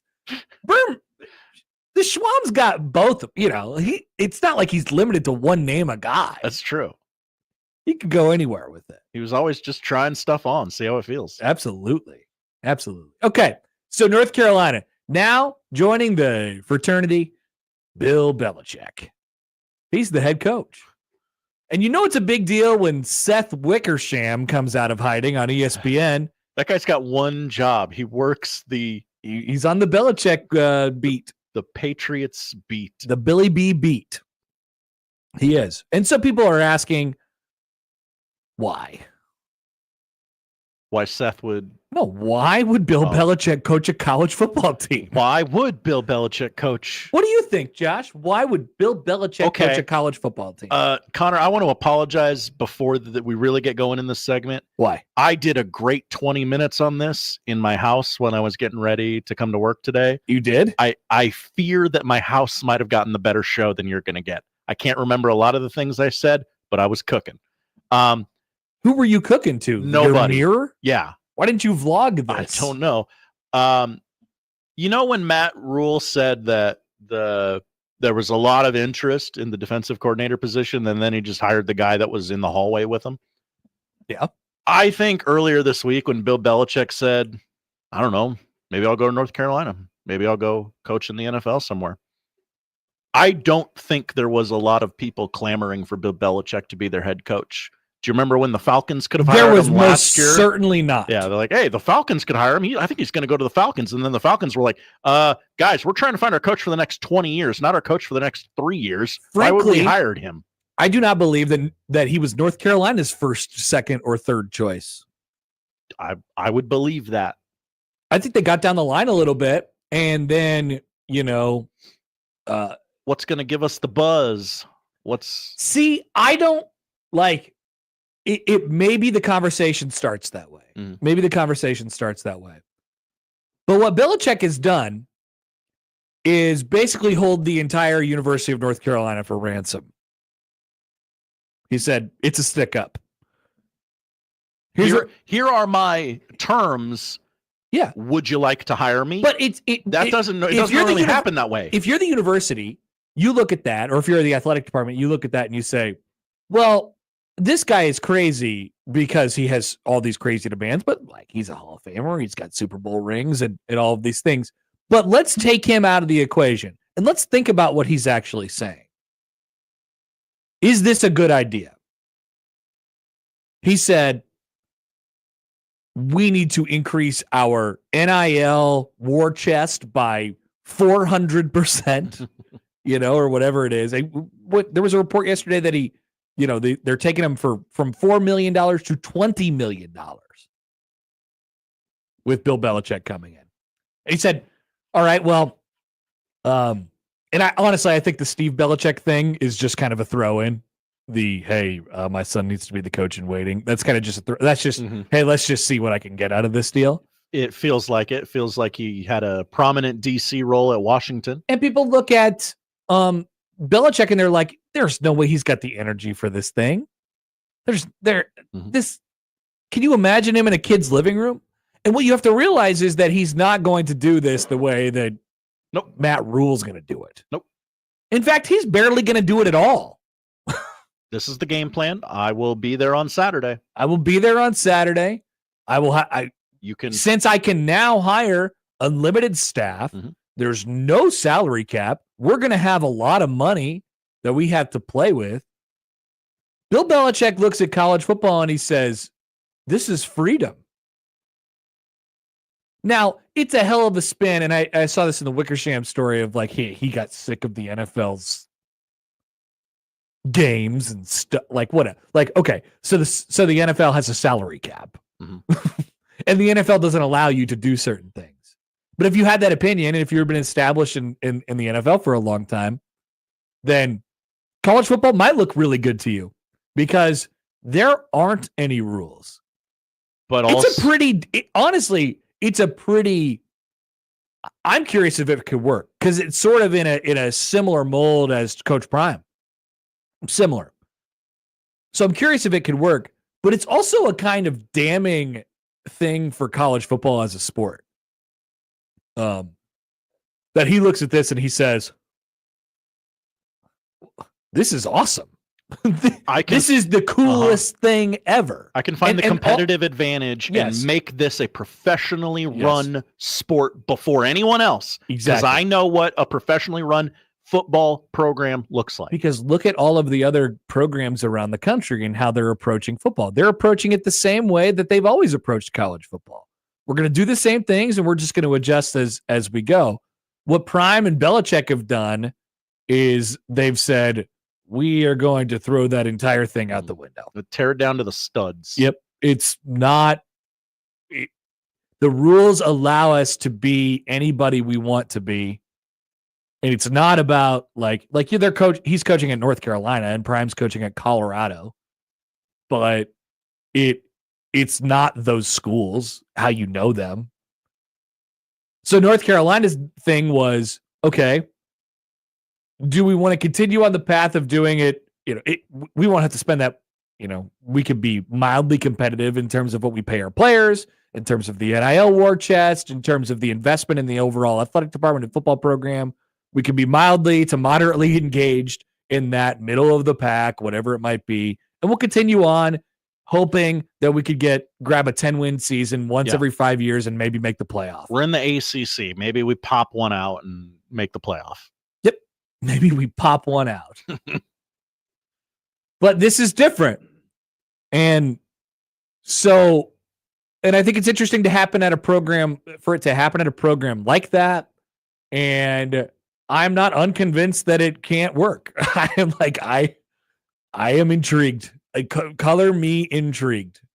I don't think it'll work because I think he's going to get tired of it.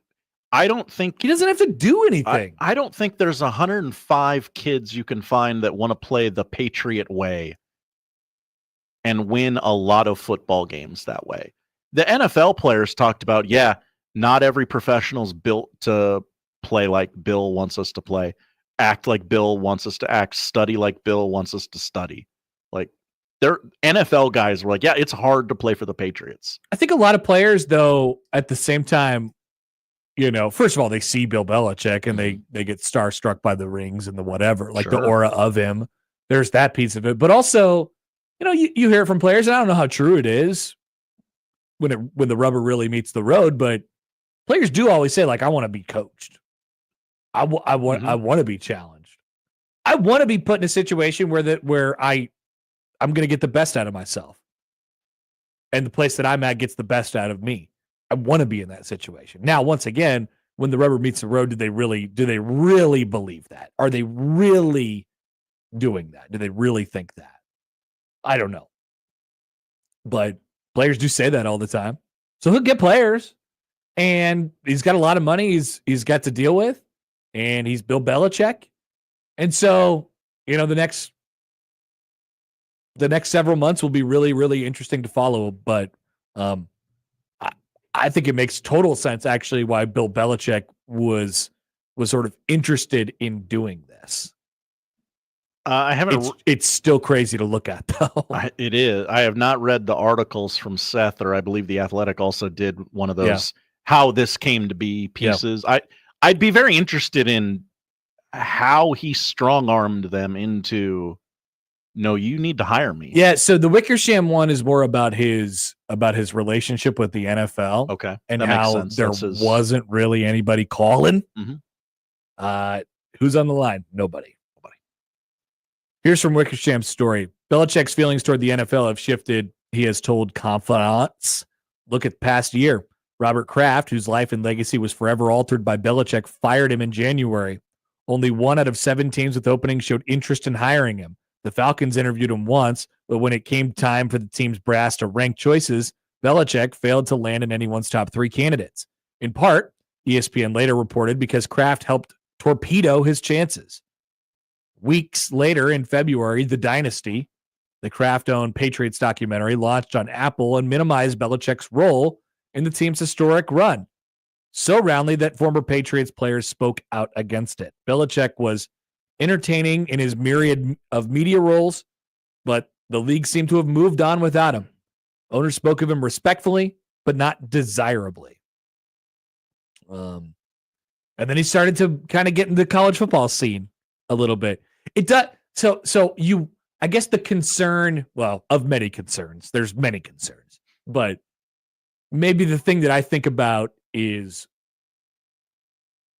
not necessarily the why he's doing it, but the real what's his motivation.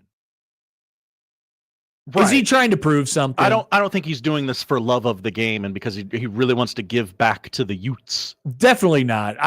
I'm under no illusions that that's the case. But why? Why is he doing it? Is he trying to prove all the NFL people wrong? Is he trying to prove the people wrong that said he couldn't do anything without Tom Brady. Is he just trying to get Matt Patricia a job? Yeah, is he? Yeah, I mean, he's got a lot of old friends, many of whom suck. Hey, Romeo Crennel, Matt Patricia, Charlie Weiss. Yeah.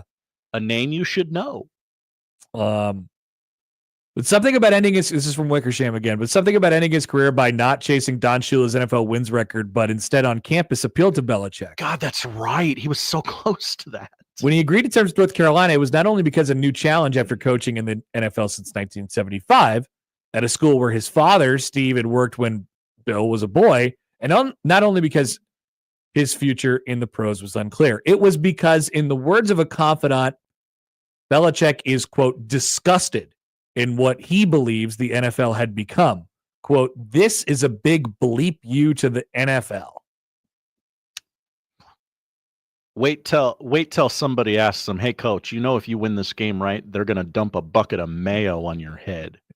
He's not going to be down to clown in the college game. But think also about how NFL communities view college coaches.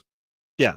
You don't get points for winning national. Saban did it. He sucked in the NFL. He got chewed up and spit out instantly. Okay, Steve Spurrier. Yeah. Okay. Yeah. You try and do this. Almost every college coach to a man who's gone to the NFL who's had success in college has sucked in the National Football League. So that hasn't led to much respect from the league in general about what the best college coaches are. So I don't know what it proves to the NFL if he goes to college and wins in college.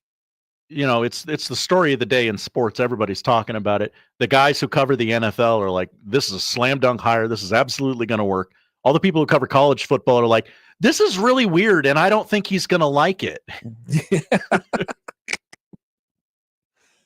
So curious to see the layout and the setup for them, but obviously, I mean, he's not walking any 17-year-old's living room unless it's his girlfriend. There it is. Finally, it took us how long to get there? Hey, yeah, that's right. We waited 17 minutes longer than anybody else would have. All right. So we should be getting a round of applause. We should be applauded. Where's my medal? A couple texts here. Pedro didn't wait as long as we did. Hi, guys. Billy Belichick is at college right now because of his girlfriend. She still has eligibility and wants to be a cheerleader on the football team. Entirely possible. I don't know. Yeah, but there's many motivations. Good take here by Jeff. I'm just glad he won't be on Peyton and Eli for an entire half. He really is turning down quite the media empire to go coach at North Carolina. When they bring in guests, it just gets they got to be pretty entertaining and willing to really, really drive the conversation with which Belichick is not. Because Peyton literally just wants to watch the game. Yeah, he doesn't. He's like, whatever, put a camera on me. I just want to watch football. Bad pass. Chris writes in. Hi, Chris. Scott Frost was a slam dunk hire. Well, speaking of Scott Frost, it'll be Scott Frost versus Bill Belichick next year on September the 20th. The UCF has already made a graphic. I'm not really joking when I say this. Can we find a way to send one zone employee to that game? And then one zone employee to the K-State UCF game? Well, I don't know. I haven't been to a road game in many years. So there is no way UCF would credential anyone from the state of Nebraska, right? They would see what's happening, right?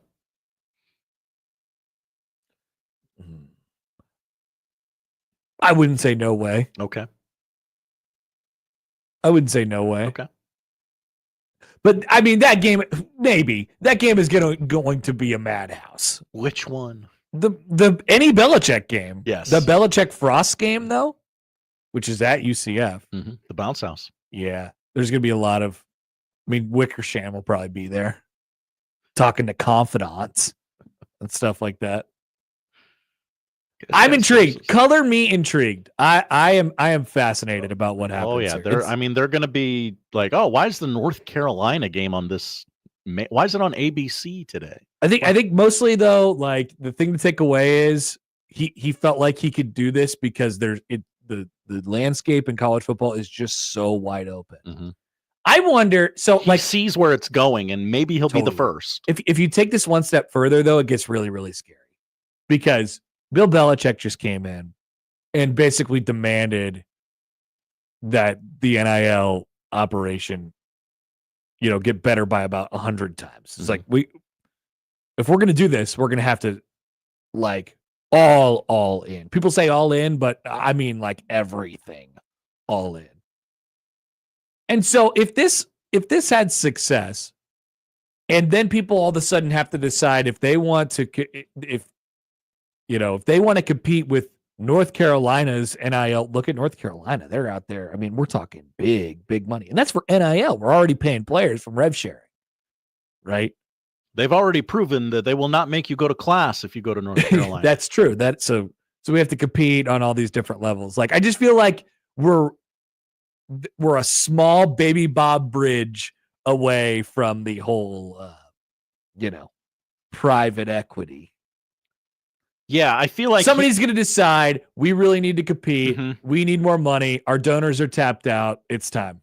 I feel like when we say he sees what college football is becoming, he is also fast tracking. It was going to become a professionally run organization in 10, 20 years. Definitely. And you're like, nope, do it now. Definitely. And I don't feel like we're necessarily skipping a step. This feels like the right thing for the right time.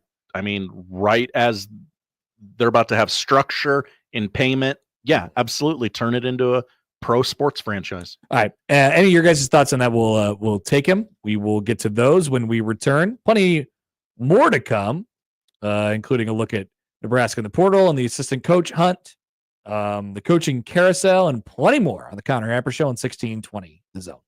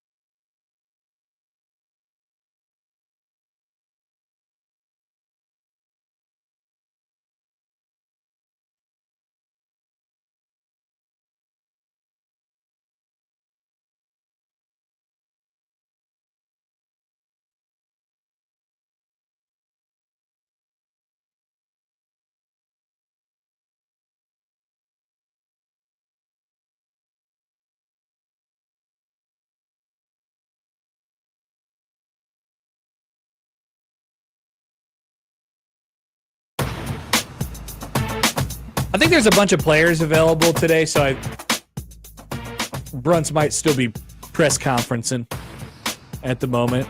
So we'll see if he calls us back in a couple minutes. I guess that's more important. It is. Yeah, probably. It is. He did send me a picture just a half hour ago of Cam Lenhart. Okay. He sends me pictures of Cam Lenhart all the time. Good bit. It is a bit. It is a good bit. It is a good bit. Because he has certain facial expressions that we deem to be funny. It's a bit.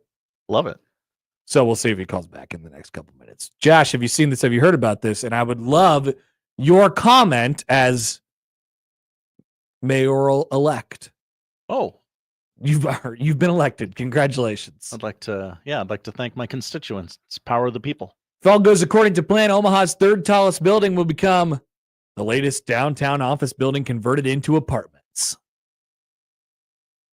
That's right. What? First National Bank of Omaha, their former home, the 22-story F&BO main bank building on 16th and Dodge, the building that we were in for the thing for the Marty party. Mm-hmm. Yeah. It is. They're not in it is there. It is in the process of selling it to New Style Development, which has plans to convert the building into 300 apartments and commercial space. Josh, your thoughts? So First National Bank. I mean, they have a bigger tower right across the street. Oh, okay. Yeah. Okay. Yeah. I follow. Yes. They'll just that makes a little more sense. Most of their operation is there right now. Sure, that makes sense. Okay. Yes. Then I'm less angry. They will be okay.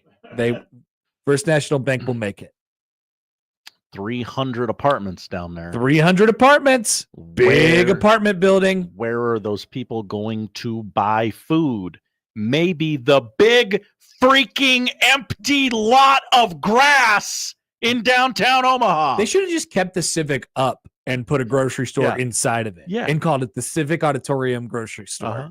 And put, you keep the baskets up and you could shoot, like ice creams into the baskets. Hey, pass me a watermelon.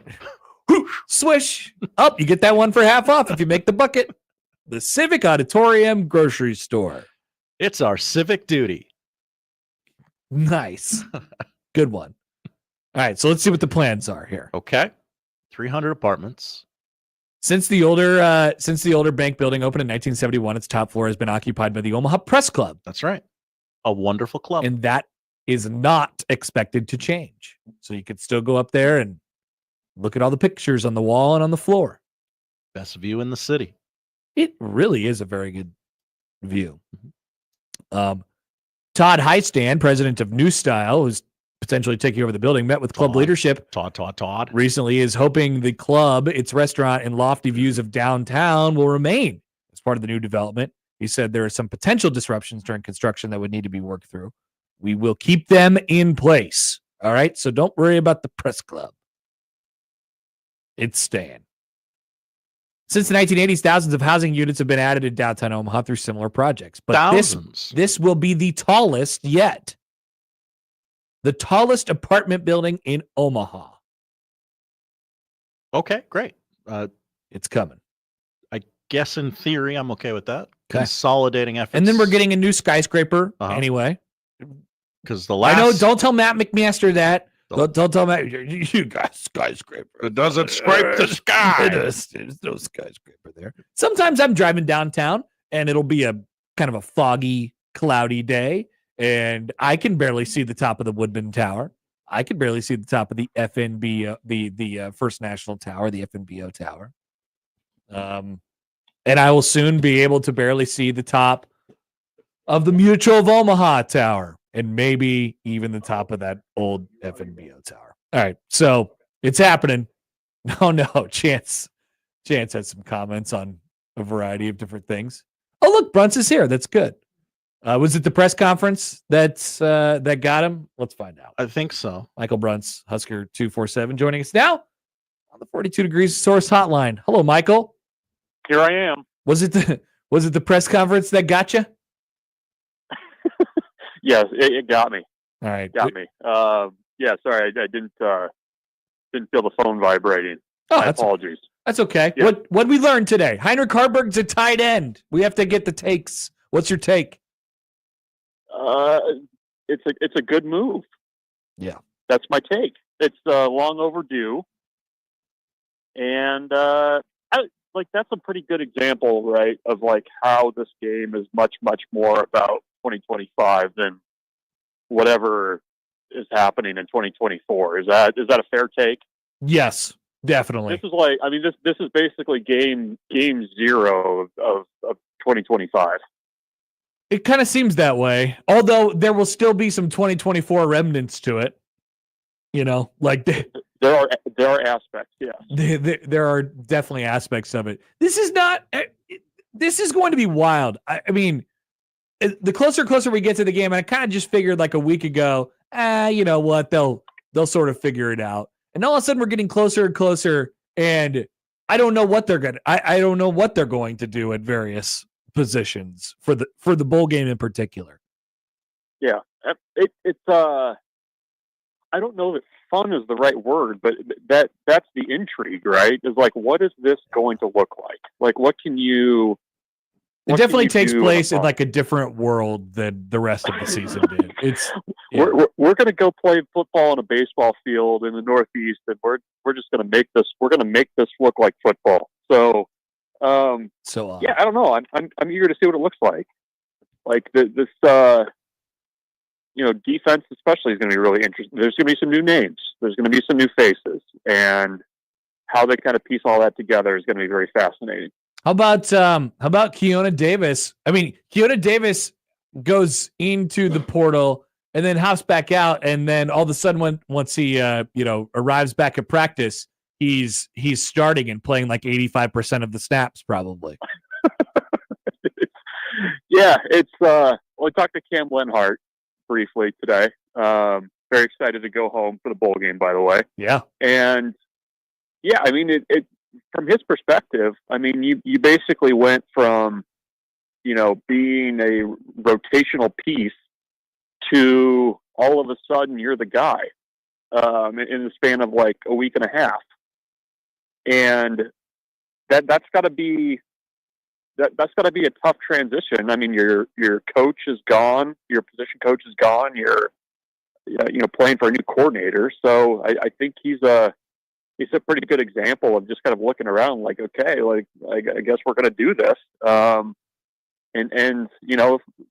That group would be, I guess we haven't gotten final word yet about what Ty Robbins and Nash Hutmaker plan to do, but I mean, that group is going to be significantly different than, the one that walked off the field at Iowa. And I think that's okay. I mean, I think it's okay to see 30 snaps of Keona Davis. I think it's okay to see more Cam Lenhart. It's just, very different from the way things worked the last time Nebraska went to a bowl game. Hey, how do you read into the Boerkircher one? That kind of caught me by surprise yesterday. That he went in? Yes. Yeah, I think I think Matt Rhule was laying it out today without laying it out. He, I think, is a guy that is an attractive tight end because he's a veteran player. He's got good film. He can block well. And I think he's in a position where there's probably some teams that are willing to pay a little bit more for that than maybe what Nebraska is comfortable doing. I would not be at all surprised if he ends up at a very, a very good situation out of the portal, just because that's the nature of the market. So, I think Matt Rhule's answer today was basically things like that are going to happen in the portal, and there's a place for guys like that who are, the conversation is, do you try to pursue the NFL? Do you put yourself out there and kind of see what the market is? I mean, I think the market for him is actually going to be pretty strong, and will be over the next week or two. So there's going to be guys like that happen and that go in the portal every year, where you're kind of like, oh, that they're going to end up in spots that I don't know that you would necessarily have thought at the start of the year.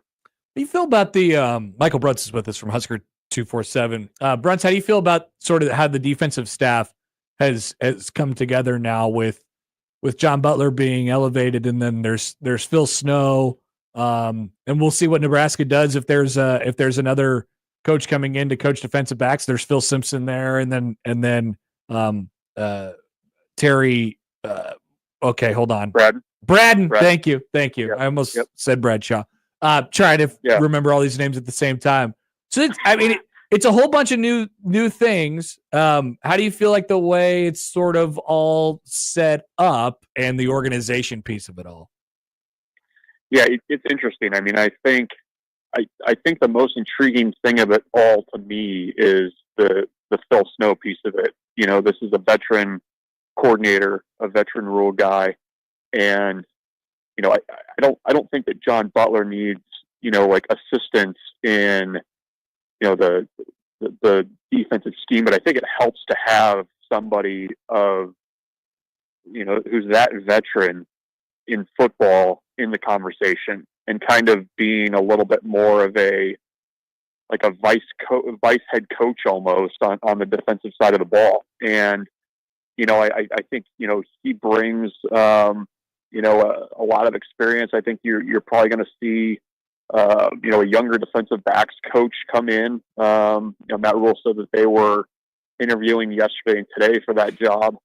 So it's going to be, you know, a staff that's going to be a little bit younger in some places. So I think if you kind of have that balance of a veteran presence at the top of things, I think that helps. I mean, you know, I think that the areas that Matt Rhule highlighted are correct. I mean, they have to get better on third down. You know, you saw teams that were a little bit more multiple offensively that gave Nebraska trouble at times this year. And, you know, that they, you know, tackling wise, I think anecdotally they did kind of take a step back in 2024. So there's a kind of a checklist of things that need to get handled on that side of the ball. It's not as heavy of a lift as what Dana Holgorsen has on offense, but there's room for improvement on the defensive side of the ball for sure. And I think they're going to, you know, really kind of hone in on those areas. I think fans, and I'm sure you've heard from them, you know, have looked at the Butler piece of it and said, man, I don't know, the resume just sort of leaves something to be desired there. But I'm with you, Bruntz. You know, having Phil Snow in there sort of eases that along a little bit. Like, is that the sort of intent, putting those two together on the defense? And then of course Rhule is always going to have his hand in there, I think, on the defensive side too. It feels like a situation that could work to me. Maybe I'm overly optimistic. Well, I don't, you know, if they're going to stick closer to what Nebraska's done schematically the last 2 years, I mean, Phil Snow being in that room makes sense. I mean, they've run defenses that are at least in the same kind of orbit, I guess, is what Tony White has done. So, you know, I think John Butler said something that, you know, they need to get a little bit more advanced with their pressures and their coverages. But I think there's also a balance to that of how do you get advanced while also doing things that 18 to 20-year-olds can run week to week. And I think that's where maybe having a little bit more of a veteran coach that's taught at a lot of different levels maybe helps that along a little bit. All right. Bruntz, we will let you go. Appreciate you taking the time as always, my friend. Talk to you soon. Sounds good. Thanks. All right. Michael Bruntz, Husker 247.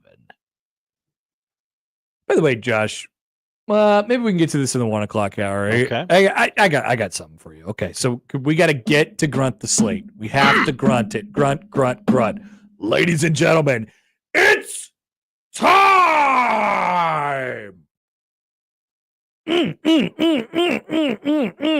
We'll be back to Grunt the Slate next on 1620 The Zone.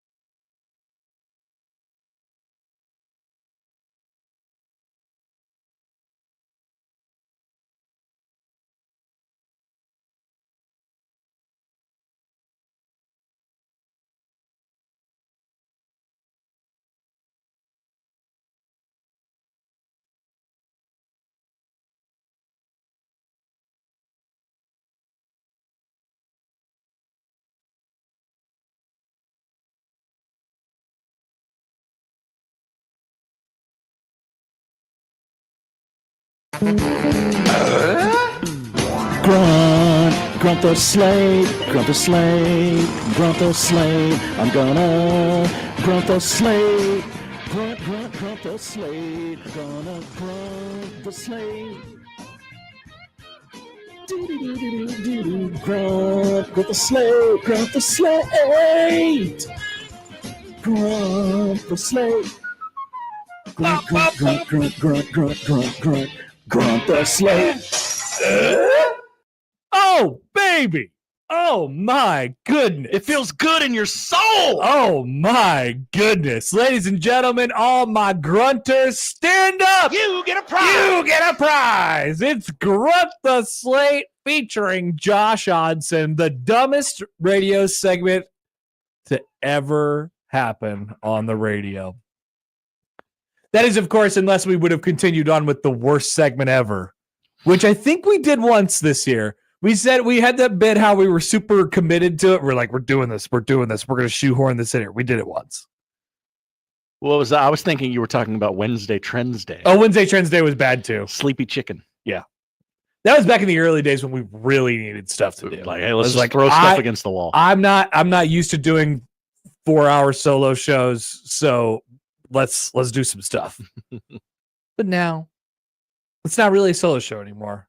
It's really the Josh show. That's what people say. It's really the Josh show. So, I mean, you don't have the mayor on your show and make him stand in the corner. Like, you want to feature the mayor. That's yeah. You have opinions on our cities, municipalities, and things of that nature. I do, and we're going to let you have that because otherwise, what would the platform be for? All right, here we go. In college this weekend, there is but one game. Some say it's the biggest game. It's at 2:00 on CBS and Paramount Plus. It's Navy and Army from Landover, Maryland. Army has a chance to go to 12-1 on the year. Josh, what do you think?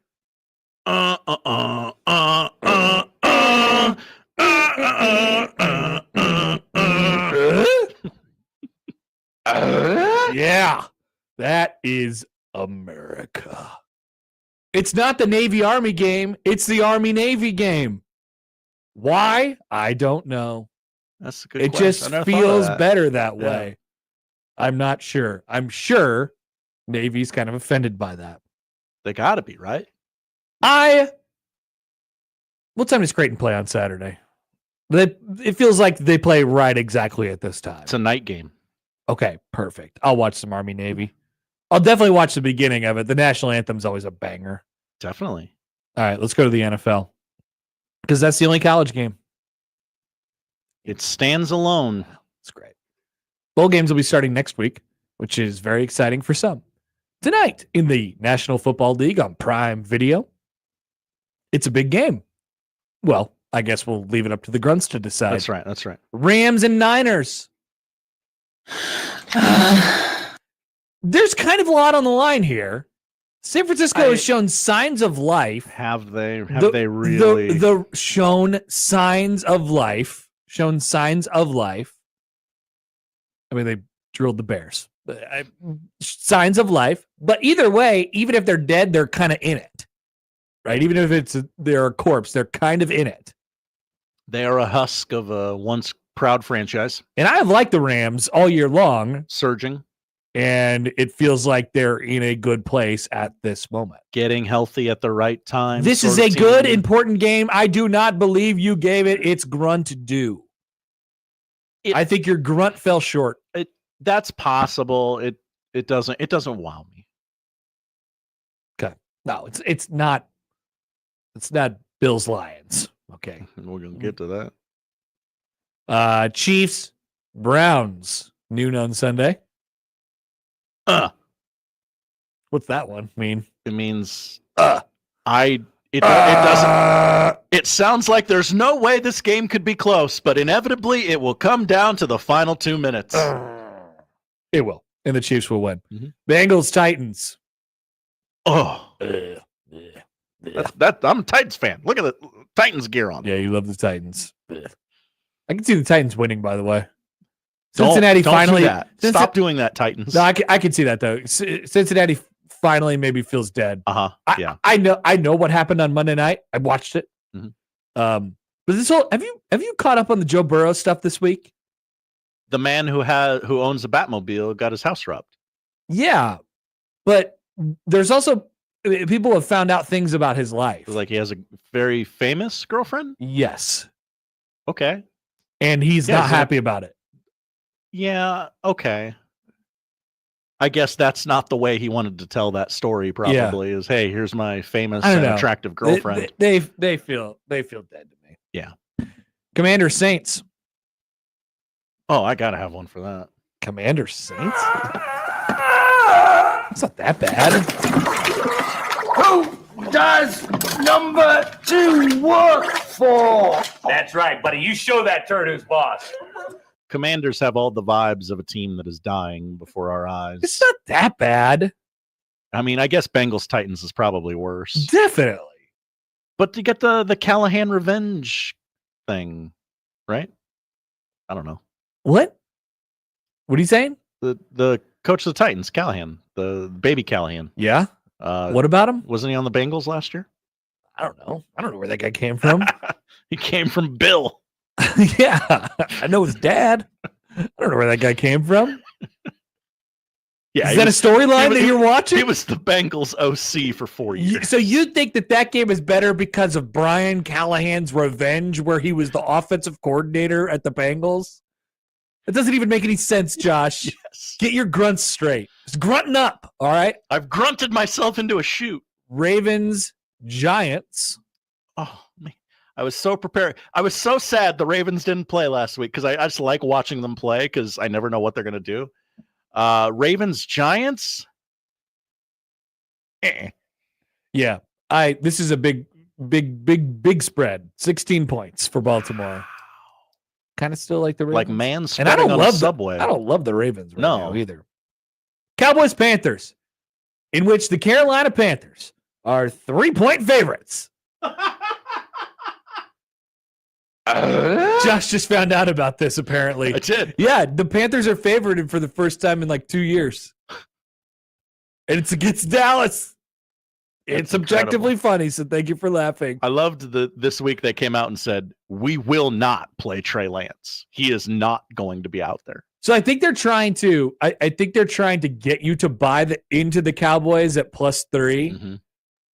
But like I think the Panthers could win this game by like 2 touchdowns. Bunch of fat guys in Michael Irvin jerseys are like, oh, you can call my Cowboys a dog? No way, man. I'm gonna bet that. The Panthers actually want to be there. Yeah. They want to play. They want to play more football. They're playing good football right now. They're much improved. Yeah. The Cowboys just lost their best player to a devastating, horrific knee injury. He might not play next year. Micah Parsons is like, get me out of here. Can't get off this field fast. Cooper Rush is horrendous. I mean, they're a mess. The Panthers might win this game by multiple scores. They're like a fire in a parking garage in the middle of town. Yeah. Yeah. It's just like that. In a previously shut down place. But was once great. Here's a game with a combined record of 6-20. Oh, no. Jets, Jags. There's your choke of the week. Your gag of the week. Yeah. We should have that gag of the week. Every game gets a gag of the week. There it is.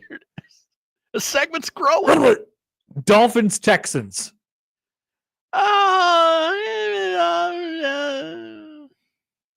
It could be entertaining, even though I'm not sure how good either of those teams are. Texans are just so hurt. Colts, Broncos. It's a Peyton Manning Bowl. Oh, yeah. He'll be there, I'm sure. Bills, Lions. Oh, we're ready? Okay, we're here. Bills, Lions.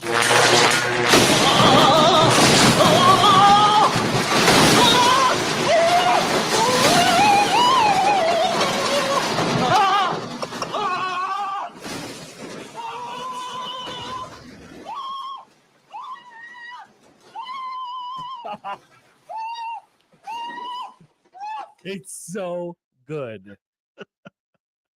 3:30 CBS on Sunday from Detroit. That will be very, very good. I will enjoy it greatly. Oh, yeah. Steelers Eagles is a game. Yes! Oh. Oh, yes! Yes. Can you feel that, buddy? Huh? Huh? Huh? I have exorcised the demon. Very good. Yeah. It's very good. Those are going on at the same time, those Now- two games. Now I'm going to here's be sweaty Sunday afternoon. here's the problem with Steelers Eagles. There might be a combined 18 points.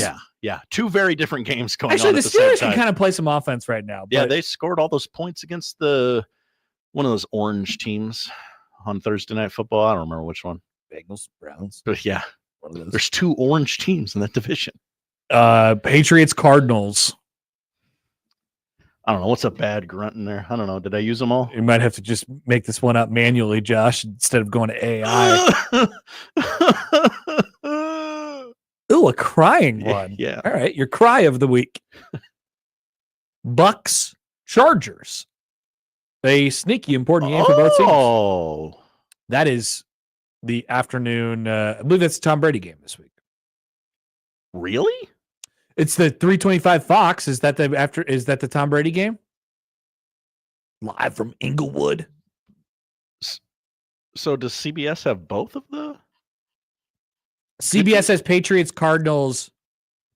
Well, unless he's doing Steelers, Eagles. Who's doing? Where's Brady this week? I'm fine. I'm on. Find the maps. Find the schedules. Oh God, we got to get out of here. Okay. Brady is doing Steelers Eagles. There you go. Packers, Seahawks. Bears, Vikings. We're back to Monday night doubleheaders. Ugh. Falcons, Raiders.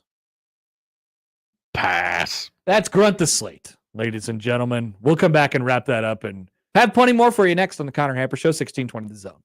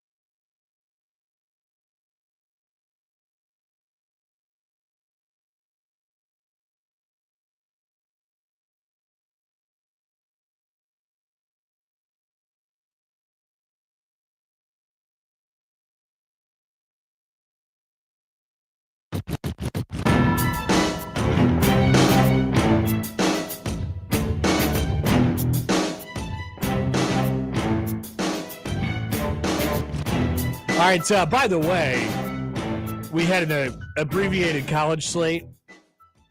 I don't want to forget that there is a bowl game this weekend. There are 2 bowl games this weekend. One FBS and one FCS. Right. Yeah. Sorry. The FBS bowl game is the Salute to Veterans Bowl, which is in Montgomery, Alabama, between South Alabama and Western Michigan, each 6-6 teams. USA. Would you like to grunt that, Josh? Yeah. It also gets, veterans. Salute. Still USA. It's South Alabama, USA. Salute. Okay. And then there's the Cricket Celebration Bowl at Mercedes-Benz Stadium in Atlanta between Jackson State and South Carolina State. I actually end up watching this game for whatever reason every year. I was about to say, it's in a really good TV spot. This. Yeah. Yeah. It's always in a really nice TV spot every year. It's Saturday morning at 11, and for whatever reason, I'm never doing anything on that morning. There's very little competition. Yeah. For eyeballs at that time. Just not much going on. Tuesday, our friends at the Scooters Coffee Frisco Bowl get underway. Yes, they do. Yes, they do. Will Richrod be in attendance to watch West Virginia against Memphis? Take me home, he said. Country Road. That's right. Can you believe that? Richrod's back at West Virginia, and Scott Frost is back at UCF. Indiana's in the playoff. You remember when Richrod left West Virginia? I mean, it was messy. It was, yeah. It was not pretty. Very. And then obviously it went horribly for him at Michigan. And then he just, I don't know. Shout out to, I don't know exactly what happened there, and what the grudges were like for years afterwards. But I mean, you just don't see that. Coaches going back to places where there's not great feelings wherever, you just don't say, like, look at Bo. Bo's not coming back here anytime soon. Right? Nope. Bo loves his players. But, and the situation with Bo is obviously different because he got fired. But, all the people that were here they're mostly gone by this point. What's the problem with Bo coming back? Rich Rod is thinking along those lines. It's like, you know what? We're good. Well, someone on one side or the other had to swallow their pride and reach out, right? I love that. Yeah. I love that.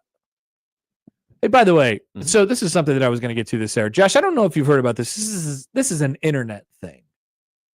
I am occasionally on the internet. I don't know if you would know about this. Okay. It comes to us from the burners, from the burners. The burners. We've talked about the burners on this show, the Big East burners. What's Kevin Durant up to now? Yeah, Durant's burners, things like that. So there's a Husker burner. His name is Big Red Dave. Big Red Dave, okay. Big Red Dave has been documenting this entire year. Big Red Dave, the person who runs Big Red Dave, appears to be a student at the University of Nebraska, Lincoln. Okay, great. And Big Red Dave has been documenting throughout this entire semester, which is now almost over,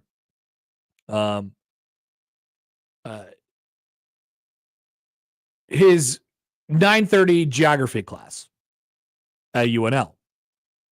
And I saw the end product of this. Okay, so there you go. I don't know what it is or how it came to be. So the bit is that there's a dude in this class who sits in the front row and wears a different jersey to class every day, every time he goes to class. It's probably like a Monday, Wednesday, Friday class. Sure. Every time he goes to class, he has a different jersey on. Not most days. Every day. day. And there are some real deep cuts in there. Real deep cuts. And it's kind of been funny to follow along. He just looks like a classic college guy. Yeah. A lot of hair. He's got a lot of hair, kind of disheveled, probably hasn't showered. I'm looking at one of him on November 12th where he's wearing an Avasail Garcia jersey. Where does he find this? You ain't getting that off the racket shields. Where does he find this? I have no idea. There's a Russell Wilson neon green Seahawks jersey. There's a, what do we got? Ricky Williams Dolphins jersey. So he's documenting this throughout the entire semester. Well, today, something interesting happened at the 9:30 geography class. Maybe it's a Tuesday, Thursday class because today's Thursday. When disheveled, non-showering college student got to class, he saw on his front row where he usually sits a gigantic pile of jerseys. That's right. Not in a box or anything. And written on the chalkboard that is about 15 feet in front of him, it says, "Jersey guy, we got you a full year of jerseys. Your fans at Fanatics." And there is a giant pile of jerseys, and there's a picture of this guy who looks like the happiest he's ever been. Yeah, probably. What a story out Look of at that. out of the University of Nebraska. Big Red Dave, you gotta pin that to the top of your profile. There's got to be a thread out there somewhere of all of the times where this guy showed up and wore a different jersey. I saw a video. Something. What happened to my StreamYard here? Whoa, you dying? Did I get kicked out? Where'd you go? Bye-bye, Happer. Am I not in there anymore? You're not. Come on back. I can't. You can't? No. My internet is broken entirely. Oh, wow. What happened? Did I get kicked off the internet? Did you get kicked off the internet? I'm on. Okay. I was just trying to look at Big Red Dave tweets, and I was wondering why they weren't loading as well as I want them to anymore. Maybe NRG should pay the bill. Yeah, none of my tabs work. So this is good. This is great.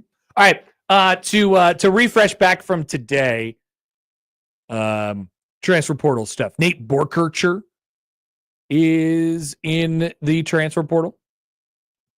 Sorry. Boerkircher. Okay. Boerkircher. He's in the transfer portal.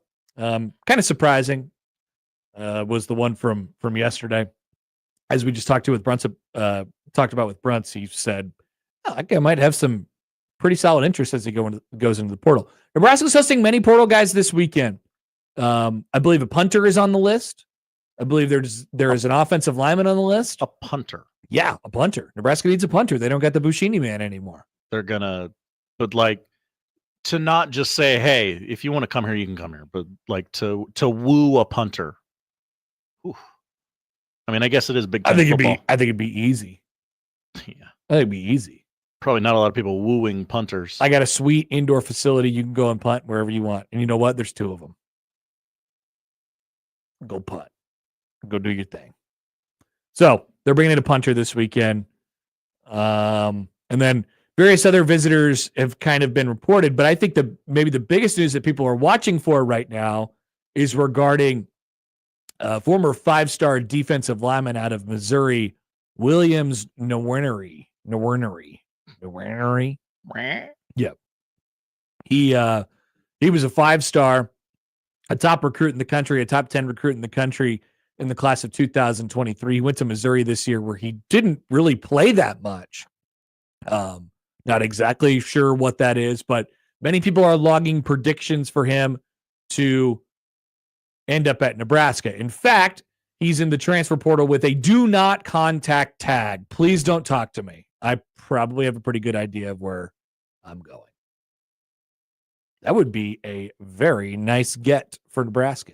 Now, you don't want to get into the situation where you're asking that guy to do too much for you. But man, Nebraska needs some guys on that defensive line. They need some guys on that defensive line right now. Dudes. Need some dudes. I think I made it back in here, by the way. Hi, welcome back. Welcome back to the show. Thank you. You can get the other one. Yeah. There you go. By the way, Headley writes in 5-star plus. Don't forget the plus. That means he can do more things. 5-star plus. The plus means more. 5-star plus. We ever get to the bottom of that? Living plus, as Kendall Roy once said. Big shoes. Texter from the 402, isn't Sam Cook's son a punter on the team? Yes, right. Nebraska still has Camden Cook. Sam Cooke, the singer? No. Okay. Spelled different. Okay. Sam Cooke, the former Nebraska punter. Sam Cooke, the former Nebraska punter. Spelled very different than in that case. Well, indeed. So that's kind of what's on tap for Nebraska. I wonder how many guys are going to go into the portal and then out of the portal and then back to their original school. This has been a trend now. It's not just at Nebraska. It's at many places. You're seeing it more. I saw it with Trech Kekahuna from Wisconsin the other day. By the way, we're going to talk about Wisconsin here in just a second. Oh, yeah.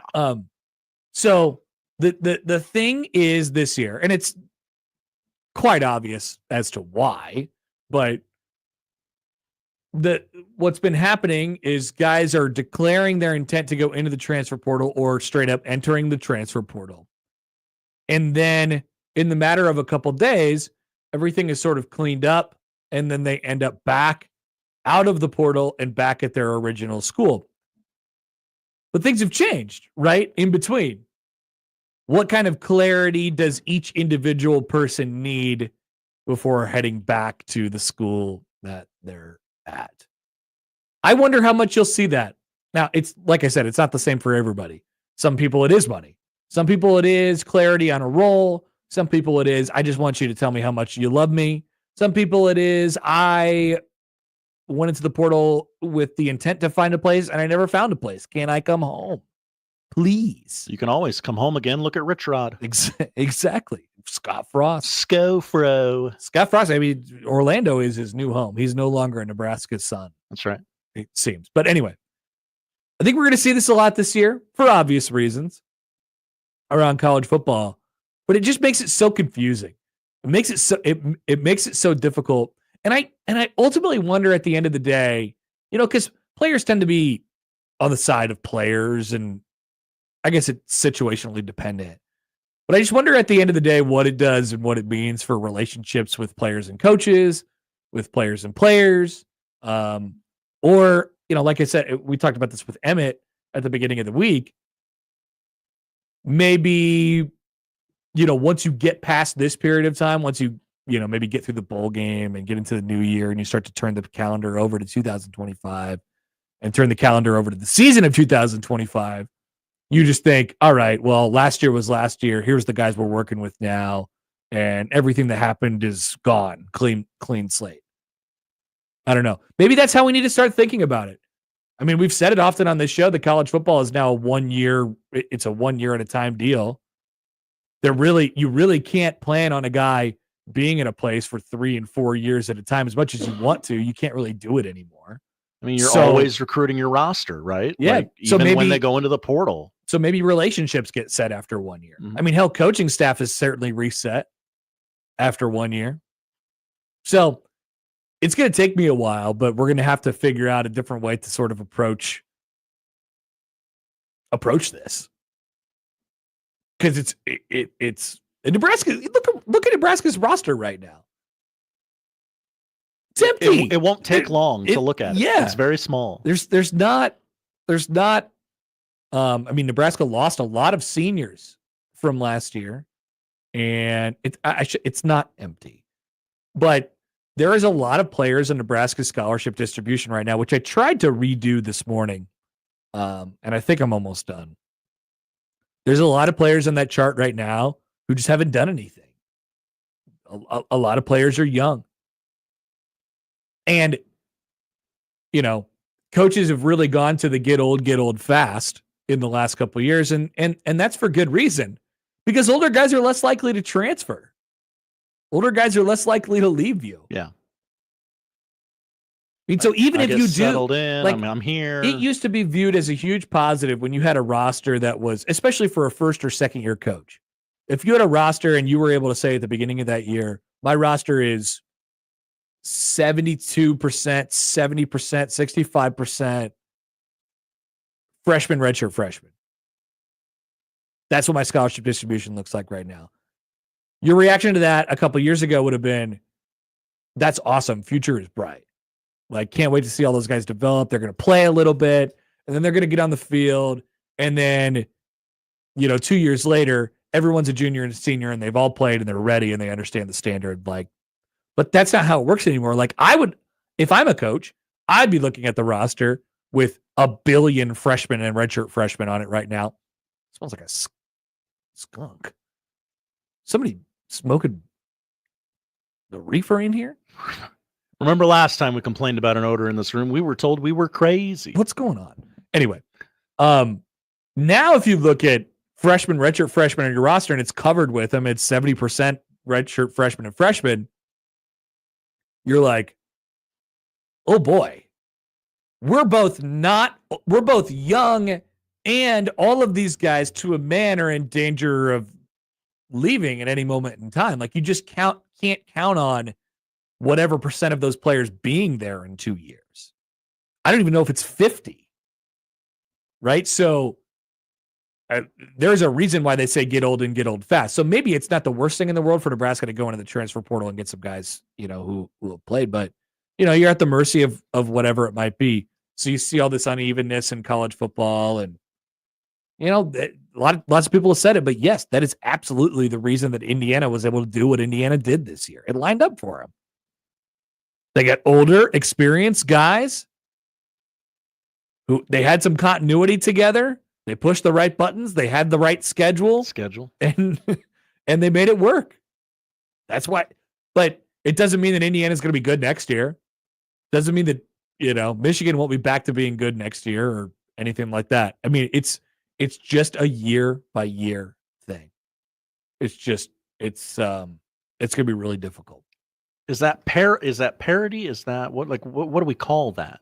Just the sport's weird right now. In flux. Definitely in flux. It gives you a better opportunity for parity, but ultimately, like, the best players are still at the best places. Is it a little like baseball, where it's kind of a little more random, except for like two or three powerhouses? Yes. I think where it affects the sport the most maybe is in the range, obviously, that Nebraska's in, that they've been in for a long time, which is they're not an elite school, they're not an elite recruiter. So they have to, they have to not turn the football over and do things the right way and recruit and develop, and it's going to be harder for them, right? And then they still have to have it all come together, even though they've not done any of those things for the better part of the last decade. But Nebraska fits into that category that a lot of the others, it affects those schools a lot. Because if you want to get old and if you want to get experience, then you're at the mercy of the portal, which you don't know what's going to be there. Maybe you hit lightning in a bottle with Curtis Rourke and you start Rourking it. They did. They were Rourking it. They absolutely did. So they had a great core to their team that came over from James Madison and a core that was already there. They found a way to mesh that, and then the couple like fire starters, right? The coach is a fire starter. The quarterback's a fire starter. The schedule's a fire starter. And then it just kind of goes from there. By the way, we're getting some things on Bill Belichick's staff. Yeah, the quotes are coming in. The press conference has begun. Freddie Kitchens. Freddie Kitchens is going to be there. I'm Freddie Kitchens. First hire. That is hilarious. Very. Doesn't Freddie Kitchens just seem like a name that you would have to say in a really high-pitched voice? Hi, my name's Freddie Kitchens. A little bit, yeah. Hi, Freddie Kitchens. Like the child on a sitcom would be named Freddie Kitchens. Absolutely. That kid would be Freddie Kitchens, and he'd be like, What you doing, Mr. Wilson? Dad, I'm Freddie Kitchens. Dad walks into the door. Freddie Kitchens, little kid, Freddie Kitchens comes in and punches the dad in the nuts. Hi, Dad. Welcome home. Punch. That happens. That's Freddie sometimes. Kitchens. Absolutely. All right. Let's take a break. That's your portal update, I guess. I have concerns. About the game or about Nebraska's? No, not Nebraska. Okay. Not the sport. They'll be at large. They'll be fine. They'll get players. Back after this on 1620 The Zone.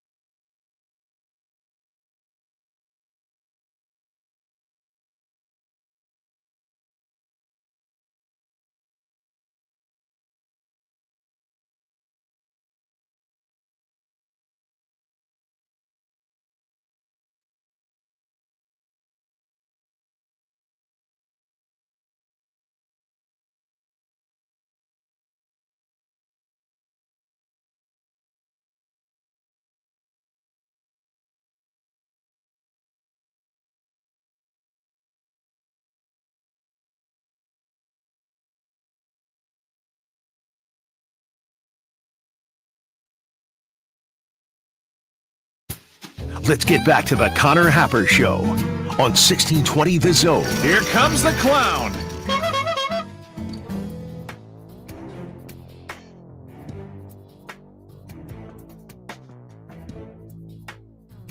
Nebraska has officially announced the hire of Florida State analyst Phil Simpson, who was on Nebraska's staff on Rhule's first staff in 2023. Back. There are many, many connections on this staff to South Florida. I need like a graphic. Flora-Braska. No, you have the board. I needed to tell me like who got who in the Florida State Nebraska trade. Yeah, we should make a tree or something like that. So Phil Simpson is back and will coach the Huskers in the upcoming Pinstripe Bowl. Will coach for the Huskers in the upcoming Pinstripe Bowl. Bunch of connections to South Florida. Obviously been working at Florida State for the last couple years. I would not expect that to be the final name with connections to South Florida to be added to the staff. Scott Frost. Try again. Oh. Well, don't try again because you'll never get it. Okay. But yeah, I feel like Bruntz mentioned that they might go young at that position. There's a name or two out there that fit that bill for Nebraska. So I would expect that they'll in the coming days they'll likely add a defensive backs coach, and it won't be like John Butler doing this defensive coordinator, defensive backs coach, splitting, like all that whole thing. It'll like be a fresh body. Yeah. So interesting. I mean, think about this. There's a lot of Kansas City stuff, and there's a lot of South Florida on Nebraska's staff. Two areas you would like to recruit. Yeah, I mean, you would like to recruit many areas from many sides. Matt Rhule has Texas covered, but man, they are really going in. And like I said, I think the defensive backs coach hire will have significant South Florida ties as well.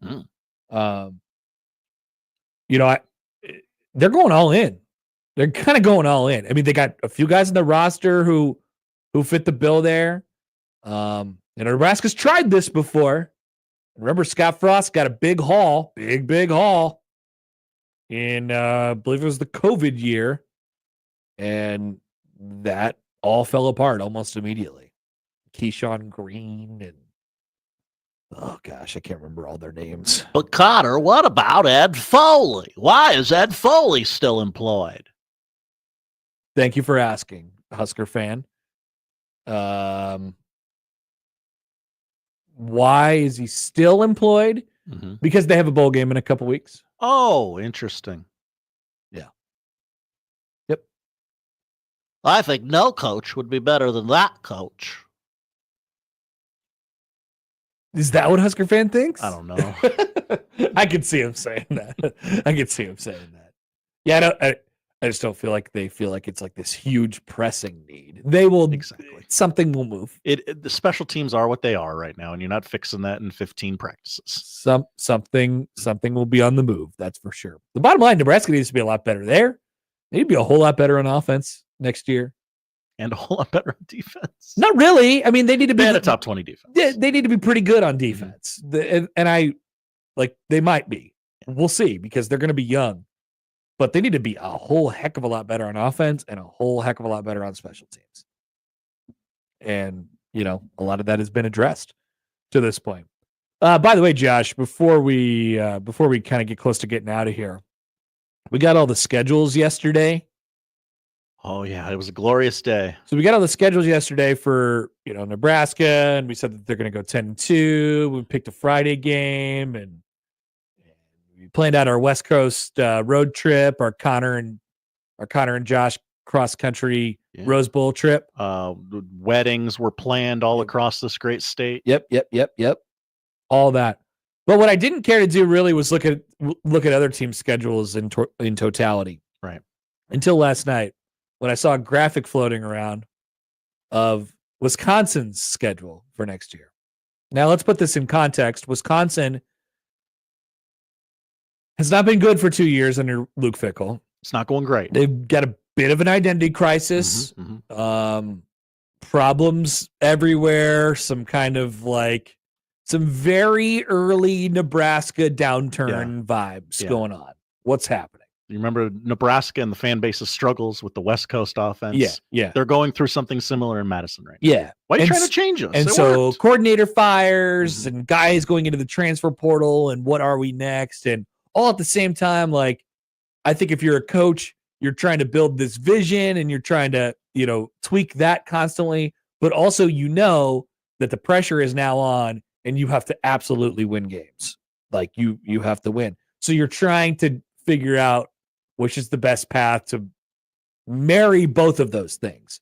What's going to be good in the long term for us, but also I'm not going to be here in the long term unless I win this year. So here's what they were blessed with for 2025. They opened with Miami of Ohio. Okay. Reasonable.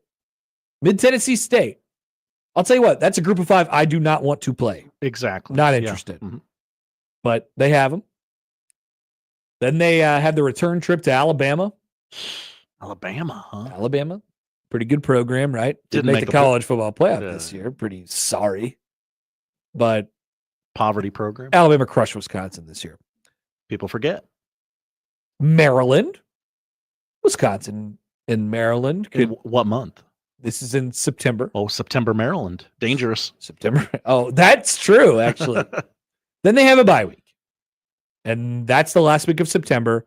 And then Dirty October rolls around. That's what they're calling it. Dirty October. At Michigan, home against Iowa, home against Ohio State, at Oregon, bye week, home against Washington, at Indiana, Illinois, at Minnesota. I can't tell you for sure that there is a win in there. I cannot tell you for sure that there is one single win from October 4th to November 29th.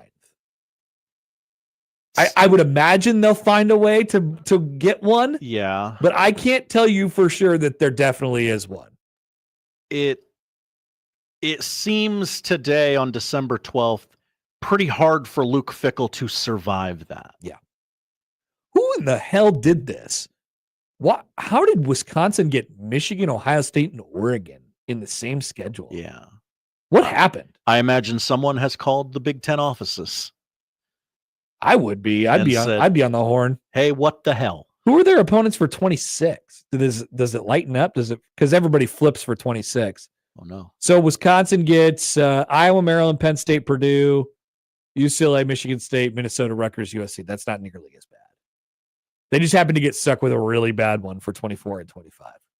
And it's definitely not helped the coach get things off the ground. You're trying to sell progress to your fan base. Hey, sometimes who timing already doesn't like you. Sometimes timing is everything here, man. Mm-hmm. Sometimes timing is everything. And you know, if you're blessed with that beautiful, beautiful schedule right off the bat, and if you're Kurt Signetti, you're kissed by God. Like, yeah, I think we're going to be able to do this here, and I think we're going to be able to do some things, but man, we need a nice, soft schedule to start, and boy, did they ever get it. Texter writes in. Hi, Texter. Texter Jeff, by the way. Hi, Jeff. I'm guessing Iowa's schedule is easy again. Let's take a look at the Hawks for 2025. Go Hawks. I would never.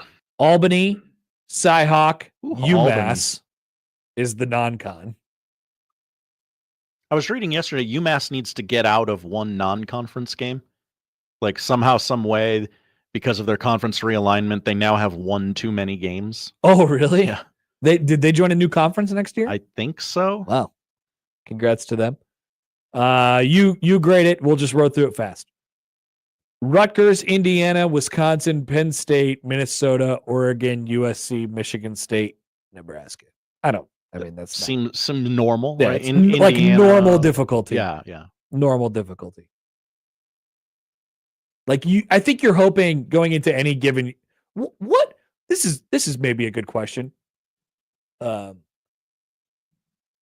If there were three that you like, if you tiered it out in the top 3 that you were looking to avoid on future schedule, right? Like, so this is less of what are they going to be like in 2025 and more of like, I don't want them to be on future schedule because there's 18 teams in the Big Ten, right?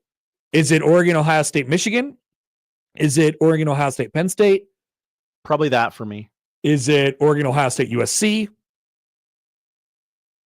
Is it? I mean, so it's definitely Oregon, Ohio State, right? Yeah. Keep Oregon, Ohio State away from me. And then for me, it's Penn State or Michigan.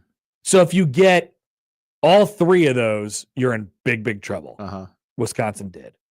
If you get 2 of them, you'll probably survive because that's a normal Big Ten schedule. That's what Iowa did. Now, what happens if you get 1 of them? Then you should win a whole bunch of games, right? What happens if you're Oregon and you have to go at Penn State, host Indiana? Yeah, but you are Oregon. Yeah, you are Oregon. And then they don't have Ohio State or Michigan next year. Yeah, that seems winnable. And Nebraska does not play Ohio State or Oregon next year, but they do play Penn State and Michigan. Pretty manageable. That's all I got to say. Pretty manageable. You're thanking your lucky stars you're not Wisconsin. Yeah. Yes. That is going to be a tough one. That's for sure. Hey, by the way, Josh, before we take a break here, we haven't mentioned, and we will do so tomorrow once we have a little closer to it. It's Creighton, Alabama Hate Week. It's the greatest rivalry in college basketball. Many are saying Are you feeling it? Are you starting to feel it? I mean, I always have a little bit of hate reserved for Alabama. Yeah. Generally, it is a football hate. Yeah. Just more of a jealousy, really. But let's be honest, we frame it as It hate. said for whatever reason, Alabama decided that they could not live with Creighton winning that basketball game last year.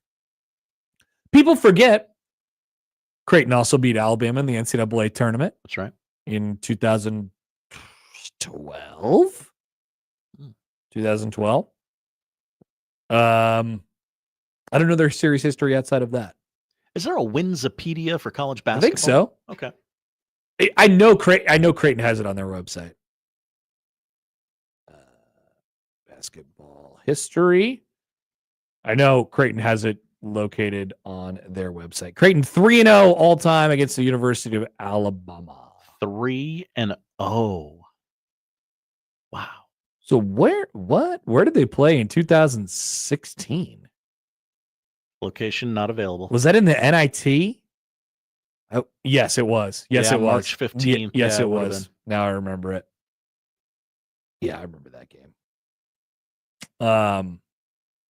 3-0 all time. Creighton looking to take their undefeated record all time against Alabama on the road on Saturday. All right. What? Good luck. You don't have high hopes? The Jays own Alabama. I didn't have high hopes for Kansas, and they did that. Exactly. I didn't have high hopes for UNLV. I was a little scared that day. I was like, man, on the day you're getting that news. I mean, they probably had it before, but it is a great thought to just carry with you because it feels like every time you leave them for dead and every time you just feel like, gosh, I just don't know if this team really has it. They do something. They do that. They seems. do that. They'll come up with something. I don't know. Now, how many times can you do that in a 2 or 3 week span? The challenge seems incredibly daunting. Yeah. That's for sure. They're going to have to really, really score some points. And Tuscaloosa will be rocking. Seriously, they are not. They're very serious about beating Creighton. No doubt about it. All right. We'll come back. We have the polls. We'll tell you what to watch on the other side on 1620 The Zone.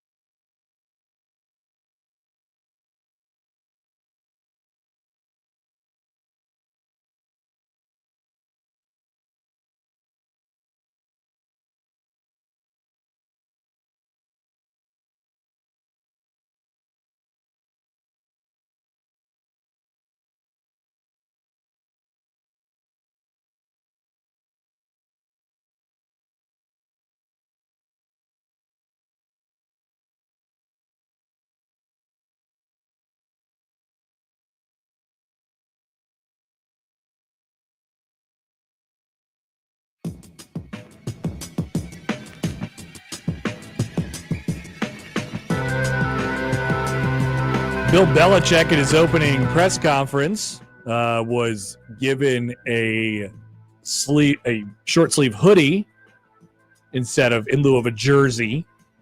Okay, Also, that makes sense. Bubba Cunningham, the North Carolina athletic director, showed up to the press conference with the sleeves of his suit cut off.